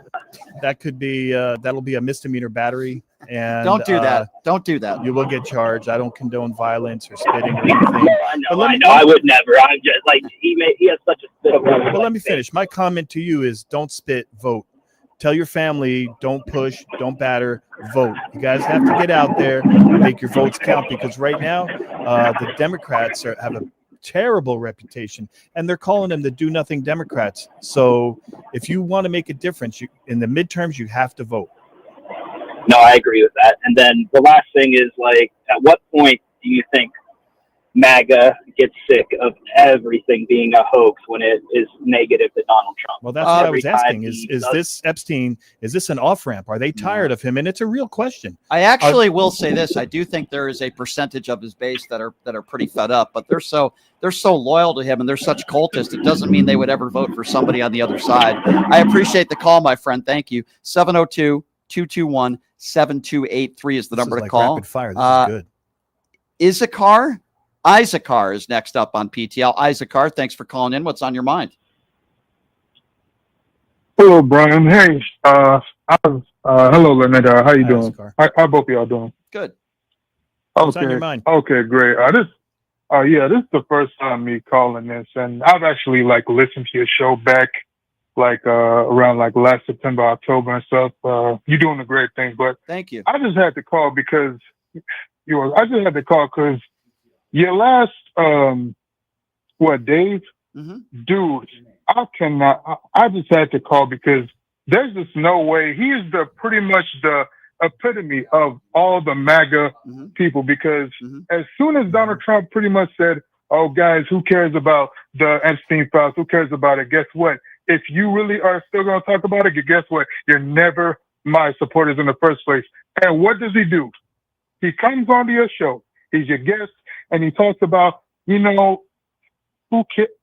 this point, we should talk about his other things of what he does, talk about what he's been doing, talk about all this winning. We're winning. That's a complete deflection. Say, hey, let's not talk about that. Let's talk about the good stuff. What do you think of that? Do you think that shows no integrity? Yeah. You're right. So sorry, guys. Well, listen. Here's the thing, right? David Pollack represents the MAGA cultists, many of whom are in Donald Trump's administration. I would say just about all of them. And people out there that are so complicit, I got to be honest with you, I can't believe that I'm saying this, but even the Marjorie Taylor Greens of the world, when you have Laura Loomer, we agree with her, and the Marjorie Taylor Greens of the world that are disagreeing with you, you must have really done something wrong if you're Donald Trump. Lorraine Bobbitt, Bobart. Lorraine Bobbitt. Bobart? Lorraine Bobbitt's the chick who sliced off her husband's, that's a Freudian slip. Her ding-dong. Anyway, I'm sorry. Go ahead, sir. Here's the thing. You can sit here and say that Marjorie Taylor, that's great. They might act like that they have this moral compass, but at the end of the day, Marjorie Taylor Greene is going to get that call from Donald Trump, and then she has nothing to do but just power and fall in line. They do it every single time. So unless she shows some backbone, unless she shows some integrity, then I don't want to hear nothing about, maybe we shouldn't do this, maybe we should. No. If you're going to stand up for justice, if you're going to stand up for the children, actually do it. Don't sit here and just say one thing and then act another and just vote. No, let's just stand for anything. My friend, I'm with you. I understand that, but here, hopefully, I hear you. But here's what by the way, I appreciate your call and I don't disagree with you. I will always have, from time to time, MAGA Republicans on this show. Why? Well, first of all, anybody that knows me knows I prefer debate and talking to somebody that I disagree with over somebody that agrees with me on everything. That's number one. Number two, I enjoy spewing out facts to combat their BS. And I try to do the best I can at doing that. And it lends credibility to the show. Yeah. And that's you're showing that you're not just going to go one side. You're not just going to invite your friends, but you're going to invite people who have an opposite view. Thank you, Leonard. And as you know, Leonard, there are people, not just in Las Vegas, despicable radio hosts that are right-wing idiots that have 5 listeners. They can't even get 3 calls in 3 hours. They have to ask 3 times in one segment for people to call in. Yeah, I think you know the host I'm talking about. There are literally multiple hosts in this town that can't even get 1 phone call. Or if they do, it's the same person every day. But that's here nor there. They will not interview liberals. They will not interview people on the left. I prefer interviewing people on the right. And I know there are going to be some people out there that are going to say, oh, Brian, why are you interviewing that guy? Well, sometimes to expose them and how ridiculous their talking points are. And I'm not going to let somebody come on this show and lie. And I talked to David off the air. I did call him a liar multiple times in that interview because I believe he's lying. He knew he was lying. He's an attorney. He knew he was lying. There are certain people that believe the stuff they say. I don't believe David believes everything. Well, he lied about the economy. Yeah. He said that inflation's going down. That's not accurate. It's 2.7% annually right now as we speak, and it's 0.03% for June. Yeah, and by the way, Donald Trump just it was quoted by the Associated Press, and he said we're going to have the greatest midterm ever. Yeah, we'll see about that, Mr. Epstein. So, by the way, we have somebody on the line who claims he went to high school with Jeffrey Epstein. This is interesting. Let's go to Marty. I wonder if you went to Hi, Marty. Thanks for calling in. Thanks for having me, Brian. Hello, Leonard. Hi, Marty. I went to the same high school as him 2 years after he graduated. Wow. And I have an interesting story. Okay. Classmates.com, which a lot of us get in email. It's a website that does reunions and things like that. And one of the things that they offer also is yearbooks. Forget, if you had a yearbook, you lost it or something, you want to get it. They offer it to you. They offer, so the list, they have a list, and they offer 1971, 1970, 1968, and 1967. Did you ever talk to Jeffrey Epstein? Did you ever have conversations with him? No, he wasn't. I grew up in the projects across the street from the high school. Mm-hmm. And he was not from there. Do you know what kind of girls he dated? Actually, I wish I did. Only probably the same kind of girls Donald Trump dated. Like when he was in high school. You would imagine. And also in the early 70s, I'm from Brooklyn, obviously. My slight accent. Anyway, my brother used to live in what was called Beach Haven, which was one of the Trump units, Trump buildings. Yeah. Hello? Yeah, I'm listening. Yep. Oh, I'm sorry. Yep. And if you went to Beach Haven at, let's say, 5 o'clock every day, you'd say a mass migration of black people. Yeah. They're not the ones who live there. No, I understand. So that's kind of no crazy thing. I gotta be honest with you. It's kind of spooky that you went to the same high school as Jeffrey Epstein. That's kind of wild. I thought he was going to tell us he knew him well, and this is what he did, and this is how he didn't seem like you really knew Jeffrey Epstein, which is probably a good thing. 702-221-7283. It doesn't sound like this guy went to parties and invited Jeffrey Epstein to his parties and was on his private jet 7 times. Oh, wait a second. That guy's name is Donald J. Trump, also known as the Orange Orangutan. Oh, the Lolita Express? Yeah, exactly. The 34-count felon. Let's see. Let's go to, who are we going to next here? Let's go to Nora. Nora is next on PTL. Hi, Nora. Hi, how are you? Good. What's up? I don't mean to deviate from the point, but I respect your review, your views so much. Thank you. I'm older. I'm concerned about voting. I don't see that the Democrats are really doing much about, getting us in there to vote. I'm scared they've got the bill where if you've changed your name when you got married, I guess it has. So Nora, can I ask you? May I ask you, Nora? Are you a Republican or a Democrat? If you don't mind me asking. I'm a Democrat. Okay, so let me ask you this: doesn't it scare you more that Republicans are going to be taking away 15 million plus people off of Medicaid? They're taking away food stamps. They're giving. Of course it does. Okay, so while I understand what you're saying, I'm not exactly happy with the Democrats either. Okay, I share probably a lot of the same criticisms that you share. But let's be honest here. The Democrats are not anti-gay. They're not anti-transgender. They do far more for minorities in this country. I could give examples why just from a policy basis. So while I understand and I agree with you, and there needs to be some criticism for the left, I'm still going to vote for any Democrat over any MAGA Republican, no matter who that is. So am I. But the point I'm trying to make to you is I'd like to get there to vote. They keep purging. All these Democrats. Rachel Maddow mentioned years ago when he was right after Trump got out the first time, she announced, hey, the Republicans are going in, they're volunteering in precincts all over the United States, right? And all of a sudden, all these people kept getting purged and purged and purged and purged. Of course I'm going to vote Democrat. God, why would I wouldn't vote Republican. Okay. I'm just saying I want somebody to do something. They're ignoring the fact that they keep purging all the votes. Well, I don't disagree. I don't disagree with you. What can be done? What do you suggest? Well, the bill hasn't gone through yet. The bill I know the bill hasn't gone through. It's sitting there in limbo. That's what I said that. Right. I thought. I understand. What would I suggest? Well, I'm going to speak in very general terms here. I understand your frustration. But I think just as important, if not more important, is there will be more fighters within the Democrat Party. We need to get Chuck Schumer out of there. I don't want to hear from Nancy Pelosi. I don't want to hear from Chuck Schumer.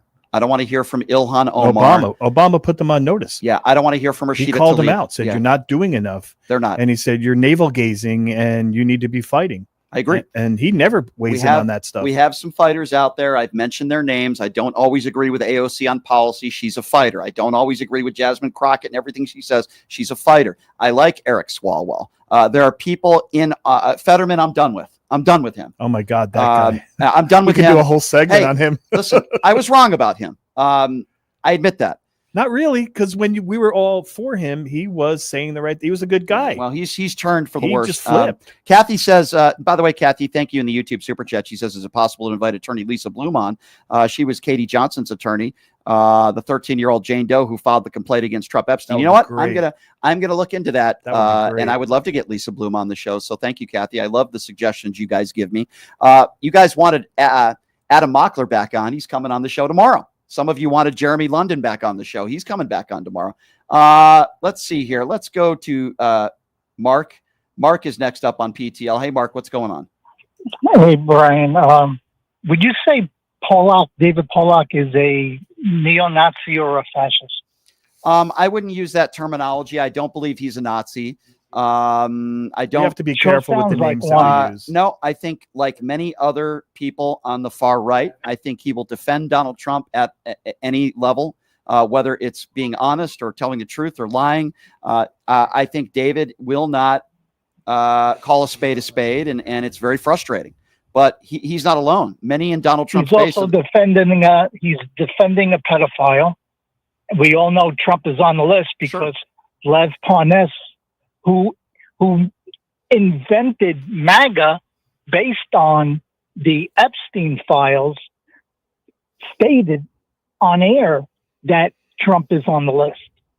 And for anyone to say, well, we don't know yet, it's all BS. I have yet Well, to they said hear the list is gone. I have yet Oh, to yeah, hear the list is gone. I yeah. have yet to hear one person, Mark, one person that has given any legit reason why Donald Trump wouldn't release these files. And some excuses I've heard from some MAGA Republicans are, well, it could compromise people. Yeah, since when have MAGA Republicans been afraid to compromise Well, the Democrats? MAGAs are saying they don't care who it compromises. It needs to come out. Right. And by the way, I agree with that. Yeah, I agree with that. they said we don't care. Yeah, I agree. 702. I mean, I agree with Laura Loomer. Okay, so But here's where I disagree with them. They're putting the blame on Pam Bondi.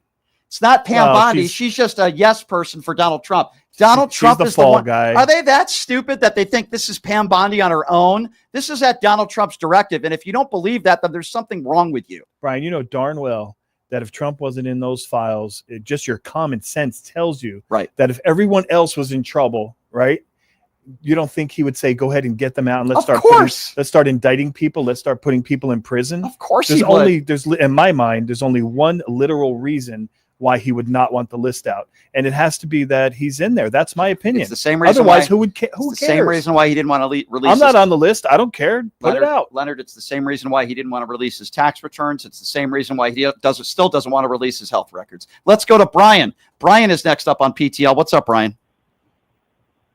Hey, Brian. Hey, Leonard. I'm voting for you all the way here in Texas. If I ever run for governor. Yeah, if you ever run for governor. Hey, listen. That guy that you had on earlier, the Pollack guy, he is the definition of a walking colostomy bag. And those are the people that you have to watch out for. Yeah. Those people are dangerous. There's two types of voters that are extremely dangerous. The ones that are clearly intelligent and know better, yet they still wear the knee pads and the TFS is strong with them just to get ahead and just to, make money, those grifters that we love to talk about. And the second type of person is people like me, Black people, especially Black women. We've been saying this for years, Brian and Leonard. Most Black people, you said too, 88% of Black people did not vote for this fool. And the ones that did, they're grifters. And, you always got those 1%ers. The vast majority of Black people do not like Donald Trump and his ilk. Can I ask you a question, Brian? And we tried to tell them. Can I ask you a question? So I'm not Black, obviously. I'm Italian, but I can tell when someone's racist. And as a Black male, I'm guessing that you and everyone in your family, can you almost immediately tell when someone's racist? Just by what they say, just by the shirt they're wearing, the hat, or do you have to get to know them deeply? I'm glad you asked. Yes. Unfortunately, I won't say this. I've told Brian this before. I've said this about my father. Unfortunately, my father has drunk the Trump juice But the reason why he's drunk the Trump juice and, looking at these, Fox News and OAN and Newsmax and, all these other right-wing idiots, the only reason that we argue is because he hates homosexuals. Yeah, I have to listen. That's the only reason. This is a very heated show today, and we're talking. I have to have a little levity and say, when you said Trump juice, that's what Stormy Daniels had to deal with in 13 seconds. Oh, that was a terrible. Oh God, I'm sorry. It was a terrible show. Did she say something about terrible joke? Hey, Brian. Hey, Brian. Who was the guy who said this? I'm the least racist person you'll ever talk to. I love the blacks. Where's my black friend? Yeah, where's there he is in the where's back. my special black friend? I'm the least racist person you'll ever meet. Where's my African American? Yeah, where's my African American? What a jackass. Brian, I'm glad there are people like out there like you, my friend, and I appreciate you calling in. And I am very proud to say we have a lot of diversity within this show. And by the way, I wouldn't want to have it any other way, because unlike these MAGA buffoons that want to deport everybody because they're brown, that's not the way I think. Let's go to Dave. Dave is calling out of Ohio. Hello, Dave. Hey, Brian, how you doing? Leonard for Senator. Try to help him get more votes. Hey, how you doing? Actually, this is a two-part question. One part is for Leonard, and being a police officer, I was just kind of kicking something around, and I want to see what your thoughts are. And this has to do with the Epstein file. If they would have released it, and maybe this was the direction of Pam Bondi, could Trump be locked up right then and there? No. You can't imprison a U.S. president while they're the sitting president. That's been around for as long as I can remember. The only thing you can do, you can't even really indict him. And so when the Supreme Court told him that he had immunity for everything he did, if you remember in the Supreme Court decision, something they don't bring out very often, but is in there, is the only way you can indict the president is through Congress would have to impeach him first, correct? And then once you impeach him, it goes to the Senate. Now, a lot of people don't know this, but the Senate trial is actually the criminal portion of that impeachment. And so there is a loophole. I believe the Supreme Court, I don't know how you feel about it, they left kind of a loophole. But when you own the Congress and you own the Senate, you're not going to be impeached and you're not going to get criminal charges. But to answer your question properly, he could literally be indicted. I don't know if they would imprison him, but he could be indicted and impeached if that were the case. Yeah. Okay, now I'm going to go on a flip side on this one. Let's just say they would have released it, and this is where I'm kind of was thinking, okay? We're in 2028. He's leaving office. He's getting ready to get on the jet. Could you have had like the FBI or somebody there pretty much with handcuffs saying, guess what, buddy, you're coming with me? Handcuff who? Trump, right then and there. Like if he was in there and let's say, unfortunately, this is how I feel about MAGA right now. If he touched, let's just say he had relations with an underage girl, could he be handcuffed and taken right then and there? Here's the problem. Even if he were caught red-handed, even if there was proof, here's the problem. The Attorney General belongs to him. The FBI director belongs to him. The DOJ belongs to him. And so we keep asking as Democrats, who would prosecute it? And as soon as they went to prosecute it, they would probably end up in prison themselves for some kind of fake charge or treasonous charge. Look at Mamdani in New York City running for mayor, and they're saying they're going to deport the guy, and he's an actual citizen. That's how badly they put the pressure on you when it looks like you're going to do something correct or right. But to answer your question, could they handcuff him right there? You have to remember, anybody who wants to do anything to the president has to get through Secret Service. Secret Service is with him 24/7. So to answer your question, no, that's not a possibility. Thank you for the call, sir. Also, thank you to Lisa on the YouTube super chat who says, get Pete Buttigieg on. I've been trying to get Pete on. Been trying to get Pete on for a while. I'd love to get Pete Buttigieg on the show. Brilliant guy. Love to have him on. We're working on it. We've tried to. Also, I want to thank people who are on the website, pushingthelimits.live. As I said, we run an independently owned show here. We sell merchandise on there, PTL gear, shirts, hats. I ordered a T-shirt, by the way, not to interrupt you. Oh, nice. I thought it would be here for this Wednesday, but it won't be here for next a couple week. of more days. Well, I appreciate that, Leonard. I hope you wear it with pride. I will. Charlene made a donation on YouTube on my pushingthelimits.live. Listen, also, the YouTube channel just passed 125,000 subscribers. We're very grateful for that. We want to keep it going. So give us the thumbs up, the likes, spread the word. The more you're interactive with comments on my YouTube, the better it Didn't is you for just us. connect with a couple of additional podcasters and news? Yes, I organizations? did. Yes, I did, and I will talk about that. Also, I want to thank Darcy, my friend Darcy Merritt, who's awesome. She's done this show before with her donation. Brian, that guy was exhausting and such a tool. Yikes, he made me a tad dumber. That's actually pretty funny. But yes. So there's a lot of exciting things happening with PTL, and we'll get to that. But I want to get to some more phone calls first. Let's go to Bruce. Bruce is next up on PTL. Hey, Bruce, what's going on? Same old. I'd just like to touch on a few points. Sure. First of all, when you talk to a lot of people, they say, "Oh, I don't vote," and I'm not trying to capitalize on people dying in Texas, but this proves that if you don't vote, you could die. It's threatening your life. Right. There's real life consequences. So what's the key, Bruce? What do you say? You have the radio air right now. What do you say to people who say I don't vote, to encourage them to take that step, to get out of the house, to get down there, to mail it in, however they want to do it, and get involved? Because every single politics affects everything in your life. I don't care what it is; it affects everything. Mm-hmm. What would you say to them? History always repeats. So go to the library and read about history. So you think if they understand the American history better, like the Revolutionary War and Civil War, things like, do you think they would understand better? Absolutely. All right, fair enough. I appreciate the call, sir.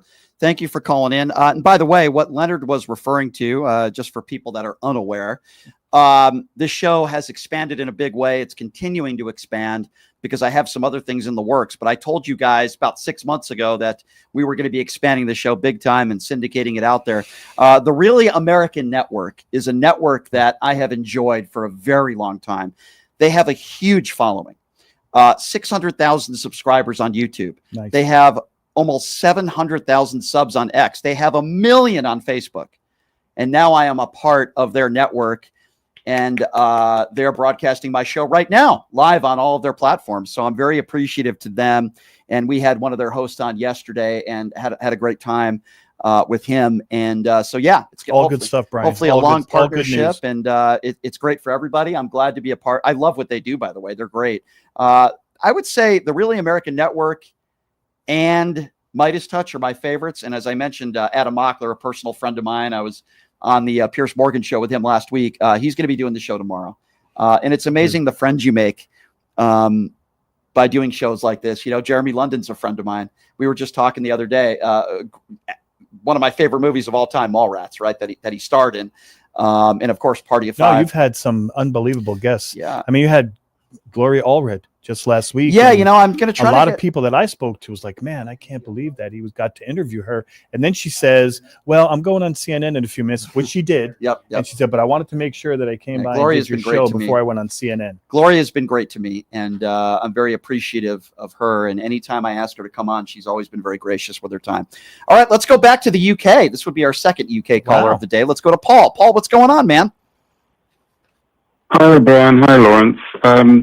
Just on the favourite subject of the moment of the Epstein thing, if this was in the UK, and I hope it's the same in America, there would be very good investigative reporters right now looking into getting in touch with the staff from Epstein Island and the girls who were put on there, and going through them to get the story. My concern is, I mean, there are some great investigative reporters like Bob Woodward in America. My concern would be then, given that they get the information, and let's face it, we know he did it, assuming they get the information, which we know they're going to get, would that information get disseminated to the mass of Americans? Because at the moment, the media is so dissected. You know, you've got the right-wing media, you've got the real media. Would that information, if that story was put together by a really good, really articulate, really smart reporter like a Bob Woodward type, would it get to the people? But Paul, here's why that's my concern. It wouldn't get there. Paul, here's why that's so difficult, though, because you have so many victims that don't want to come forward, that don't want to be identified. And I would be very scared if I was them as well. Can you imagine, allegedly, hypothetically speaking, if Donald Trump did do something with an underage girl, and that girl is obviously now a woman now with a job, whether it be 30s or 40s, and you know how afraid they would be to come forward. So it's a very, very touchy situation, and it's very difficult. Do you think that? Yeah, well, that's what happened with the 13-year-old girl. That's what happened with her. Well, they've already done She the did come investigation. forward Okay, a originally. lot of this has been investigated, but I think what you're asking for is how do we get it out to the public? How do we expose the information? Because there doesn't really need to be an investigative reporter. They know everything. Adam Schiff was on the record. They recorded everything that was brought out in the deposition. Well, let me ask you this, Paul, because this is something that I was unaware of, and this is being reported on by Midas Touch. And by the way, I love Midas Touch. Me too. Very good journalist over there. So do I. And they are saying that allegedly Mar-a-Lago was used as the grounds in cases to sex traffic underage girls. They say it's documented. It's undisputed fact that Trump hired underage girl Virginia Giuffre after she was homeless. And I guess that was learned in the Maxwell case, where Maxwell trafficked for Epstein, that Giuffre was at Mar-a-Lago, brought her to Epstein. Epstein trafficked her, and that's how Mar-a-Lago was used by Epstein. So that is being reported right now by Midas Touch. And yeah, I mean, obviously, if that is true, then that would obviously be a crime. And I would be willing to believe that Donald Trump certainly knew what was going on. Something that's not brought out too often is Maxwell was convicted, right? So all that information came out. How do you think they convicted her with no information, with no proof? And what about Epstein? He was convicted with proof, and they're saying that none of this ever happened, that the files don't exist. That makes no sense. Yeah. It's insane. And by the way, I mean, I love Midas Touch as well, and they're rock solid. They are. They are. You know, if they put something out, they know It's why I have those guys on every week. Ron Filipkowski has been doing my show every week for the last year. Adam Mockler is a personal friend of mine. I've talked to Ben and those guys over there. They're wonderful people. Paul, I appreciate your call, my friend. Always good to hear from you, calling from the UK. I love it that people listen to this show all over the world. I am humbled by that as this show continues to grow. No Canada callers today, but if you're in Canada, call in. Oh, you know what? We haven't asked them where they're calling from. We forgot to do that. I usually do that. That's okay. Let's go to Dave, who's calling out of California. Hey, Dave, what's going on? What's going on, Brian? Hey. God, I feel really bad about your show today. You haven't called anybody a moron. Can you call me a moron? Only if he was kind of a friend, so only if you say something stupid. That's all. If you call me a moron, I would donate today. Okay. I can't do that. I can't do that for the money. I can't do it. I'll do it. Will you pay me? I'll lie underneath you though if you pay me $130,000. You're a moron, my friend. For 13 seconds. Yeah. Well, I'll tell you what. You ain't stupid. You know you. So what do you think? Since you're in California, what do you think of the fact that California pays $83.1 billion more into the government than they receive, and in Texas they receive $71.1 billion more? Than they get more money than they spend at the Fed. What do you think of that as a Californian? What do I think about it? Yeah. Do you think it's shameful? I don't have an answer. I'm sorry, I beg your pardon. What was it again? You think it's shameful that Gavin Newsom had to tell people that they pay more money into the government than they receive? You know, I like Gavin Newsom, by the way, and I know him because he's tall, and I've actually walked with him during his campaign. Good. I agree with everything that he does, but some things I don't. Well, I'll tell you this though. Gavin Newsom put out a picture today. As you know, there's a band called Nickelback, and they have a song called Photograph. And Gavin Newsom took a picture from the video of the lead singer of Nickelback holding up a picture of Donald Trump and Jeffrey Epstein, which, by the way, I thought was great. We need more of that stuff from Democrats, so I will give him credit for that. I don't like the podcast and the interviews he's done with Steve Bannon and Charlie Kirk, but I will say I want to see more of this Gavin Newsom. He has been a little bit more aggressive lately, and if he's going to possibly go up against J.D. Vance, and you know, he's got to be more aggressive. Right. Did you seen the interview, right? You seen the interview that he said he called Trump an SOB because Trump called him called him too. Remember that? He called him back. He told him like it was. I agree. And we need to see more of that from Gavin Newsom and less of his fluffer, for lack of a better term, interviews. That's what people are looking for. Charlie Kirk. Tough. Yeah, I agree. Let's see who we going to next year. Let's go to Kevin. Kevin is next on PTL. Hey, Kevin, what's going on? Yeah, hey, Brian. for people that want to know the difference between us and them, us, we don't care who's on the list. Whoever's on it, on it. Let's hold them accountable. I've been hearing these people for 4 years yelling about this list. Well, Trump ran on it. He ran. He got his base fired up. It was red meat for his base that he was going to bring out the Jeffrey Epstein list, and that these people who were abusing kids and selling kids to other countries, and he said it actually went through the Congress, and there were ambassadors that were involved, and they were all going to go to jail and all get indicted. And then all of a sudden they were like, there's no list. Yeah. I want to add something really quickly, caller, if I may, real quick here. So there's a clown. There's plenty of clowns on social media. There's a clown on social media that I don't even know why I pay attention to this, because these people are such morons. There, I just said the word moron. But there's a guy on there that just said, you guys hated Gavin Newsom. Now you love him. Hey, dummy. I never said either. Here's what I said. I was extremely upset with Gavin Newsom with the interviews he did that I thought were fluffer interviews with Charlie Kirk and with Steve Bannon. But if it's Gavin Newsom versus a MAGA Republican, I'm voting for Gavin Newsom. Let me be very clear. I'd vote for a vegetable over a MAGA Republican. So I hope I made myself clear to the clown on the YouTube super chat. Okay. I didn't say I love Gavin Newsom, but I'll take Gavin Newsom over any MAGA Republican. Now get the MAGA wax out of your ears, and hopefully you'll understand what I'm saying. And if not, you're just a typical MAGA Republican. You don't even have to put that guy's, don't even give him any free PR. Anyway, go ahead, caller. Yeah. Brian, that are not totally down the hole, that still have a little sense left. Come on over to right is right. Right is right. Truth is truth. There's only one truth. You've been yelling about it. Let's see it. Let's do it. Let's see. That's all right, brother. Yeah, but the problem is that intellect and fact cannot stand up to ideology. And they're all idealistic. They have no basis of fact. They just have hope, and this is what it's going to be, and they're really excited about it, but they have no facts to back them up, and that's part of the problem. Good to hear from you, my friend. You know, I love it when people are starting to use my verbiage now. People are starting to use the term TFS a little bit more.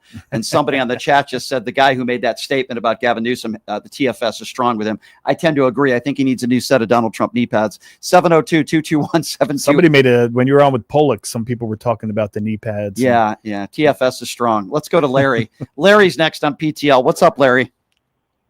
Hello. Just had a question for both of you guys. Do you guys rent or own your own home?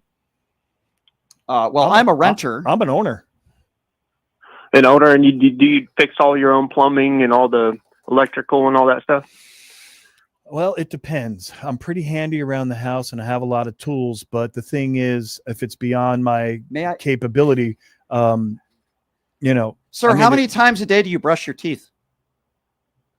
3. How's that relevant? That's great. How many miles do you have on your vehicle, sir? 52,000. Okay, thank you. Now, can we actually talk about Larry, let me ask you something. Hold on a second. Why are you asking that question? I'm getting here. Now, you guys want to say the Trump supporters are stupid, but who's the ones fixing your oil? Who's the ones changing your leaky sinks? Who's the ones fixing your Okay, so first of all, I knew you were going there. First of all, just because people provide services doesn't mean they're all intelligent, okay? There are some people that provide services that are dumb. There are some people that provide services that are bad people. Just because somebody provides a service to you doesn't mean that they're all good people, and it doesn't mean that they're all smart. So your point makes absolutely zero sense, and you sound like a dumb Trump Larry, supporter. that's the difference between you and I. They're skilled, because and they keep the world you running. think that just because you're a hater and just because you hate certain people, that there's nothing good in them. And that's the problem. That's what the Democrats have that the Republicans cannot do. They can see the good or the benefit in being a friend or hiring a person without making it, not out of hate them because of their color or their religion or whatever. I agree, Leonard, but hold on. I agree with what you just said. So, sir, you're saying that if you're skilled in a certain area, that must mean you're brilliant? That must mean you have the common sense to keep the world running. So if you're skilled in an area, that means you must, generally speaking, have common sense. Yes. Gotcha. Would you? So obviously you're a Trump supporter. Would you say Hillary Clinton is skilled? No. Okay, so hold on. So Hillary Clinton has no skill at all. She got to be the press secretary. She got to where she was, and you're saying Hillary has zero Secretary skill. of State. Yeah, she became the Secretary of State, but you're saying Hillary Clinton has zero capabilities and skill. Is that what you're saying, sir? She couldn't grow a tomato plant. She couldn't grow a tomato plant, but yet she know becomes that. the Secretary of State. Okay, doofus, would you say Barack Obama? No skill. Absolutely no skill. Right. Okay. So he graduated from Harvard with a law degree, a brilliant man who That's probably academic. No. Actually, it is.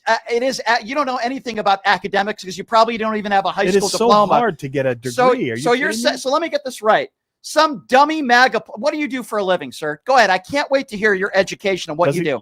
I'm a project manager. It sounded like manager. You're a project manager of what? Project 2025, dumbass? Of a construction company. Oh, okay. Jackass. Okay. So you're skilled because you're a construction worker.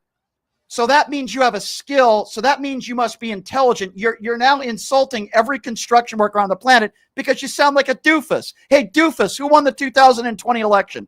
Who won the 2020 election? Go ahead, answer I'm going to ask you one more time, dummy, and it's either Joe Biden or Donald Trump. Now, obviously, anybody with an IQ over 20 who actually does have some skill and some logic. Like he said, common sense. Right.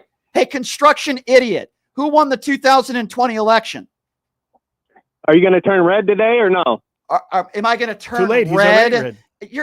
People can't take you seriously because you're a moron. You say Hillary Clinton doesn't have any skill. You say Barack Obama doesn't have any skill, but some bozo like you, who apparently is a construction worker, you can't even change your own oil, dude. I can't even change my own oil. I don't change my own oil. What are you I talking pay for someone about? to do it. What are you talking about? All right, Matter of fact, my mechanic is a very nice Mexican gentleman that does a lot of good work, and I really trust him a lot. I can't even change my own oil. What is this guy talking about? That's the kind of guy who wants to know whether I'm in a twin bed or a king bed. What a jackass Who hates you are. Education? Who canceled the Department of Education? Right. Hillary Clinton doesn't have any skill.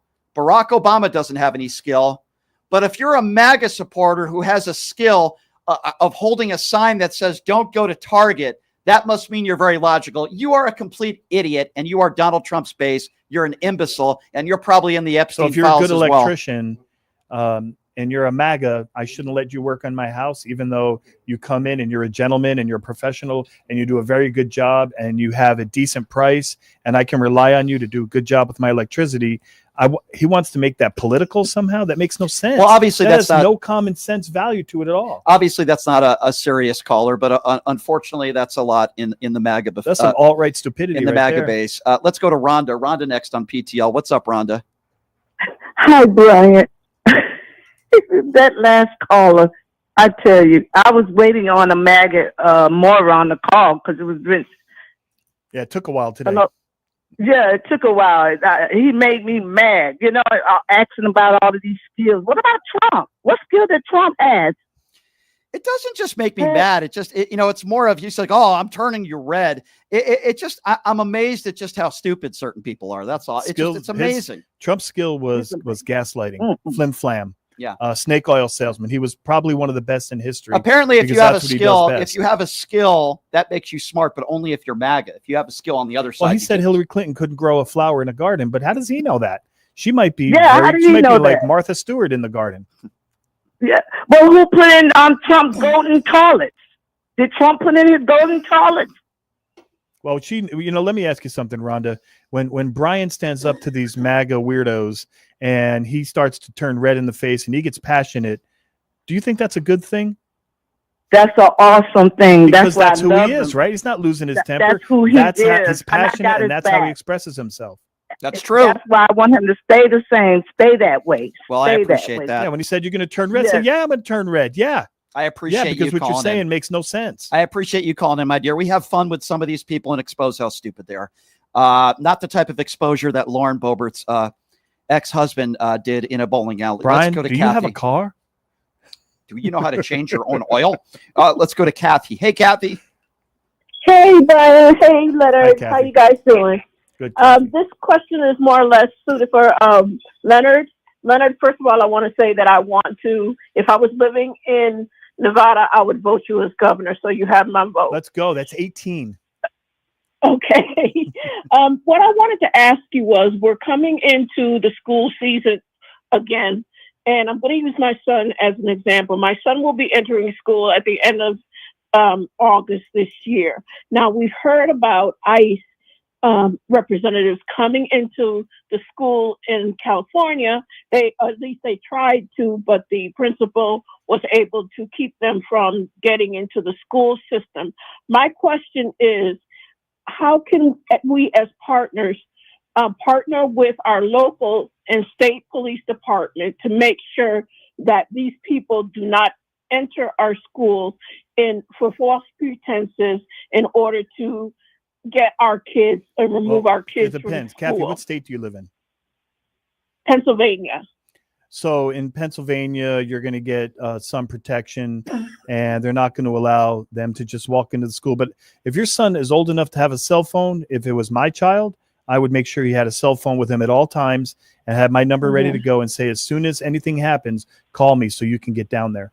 I appreciate your call, my dear. We're up against the clock here, so it's going to be no rapid fire this week. Yeah, so I know we have a lot of other people on hold. I promise you that we will get to more of your phone calls tomorrow. We always open up the phone lines here. Hey, we got a big show tomorrow, by the way. Adam Mockler from Midas Touch is going to be joining us on the show. Adam's a friend of mine. He's a great guy, and so I'm looking forward to that. And also Jeremy London is going to be joining us on the program tomorrow. You know him, of course, from Party of Five and Mallrats. He's been around a long time. So that's going to be a lot of fun. Looking forward to that as well. And Leonard, I always appreciate you. Thank you for coming having on me. the program It was a every good Wednesday. show. It's always a lot of fun. And we will be describing what did Donald Trump say next. He's calling all of his supporters dummies, basically. And listeners out there, don't let the Jeffrey Epstein thing go. It's rubbing them the wrong way in a way that I can't believe. Got to keep going. We have to keep going. We absolutely have no choice. By the way, thank you to everybody in the YouTube Super Chat. You guys are so generous. We appreciate you guys very much for that. And listen, it's been a great partnership that I have had so far. It's only been a few days, but I love being with the Really American Network. So please follow them as well. Not that they need the help. They have 600,000 subs on YouTube and 1 million on Facebook, but it really is a pleasure being with them and being a part of that platform. So we're very appreciative to them as well. Please check out my website, pushingthelimits.live, where you can make monthly donations, $5, $10, $20 a month, whatever you can afford. We also sell merchandise on there. This is an independent show, so we rely on good people like you, not just people in the YouTube Super Chat. You guys are great, but going on my website, making donations on there and buying some merchandise. Again, that's pushingthelimits.live. Adam Mockler and actor Jeremy London will be joining us on the show tomorrow. We always love having Leonard here. We appreciate him. Thanks for having me. And Leonard will be back again next week. Yes, thanks, guys. We'll see you tomorrow. Hey, everybody. Are you struggling to find a pizza place that reminds you of Brooklyn? That true blue New York style pie? Well, worry no more. Stallone's Italian Eatery Pizza is a knockout. We're located at 467 East Silverado Ranch Boulevard, just off of Premium Road, half a mile east of South Point Casino, just minutes from the Las Vegas Strip. Come by and grab a slice of pie. Plus, check out our Brooklyn-inspired Italian cuisine. Our sandwiches are super hero, that is, because why be a sub when you can be a hero? Stallone's Italian Eatery is here to serve you phenomenal food, Vegas. Forget about it.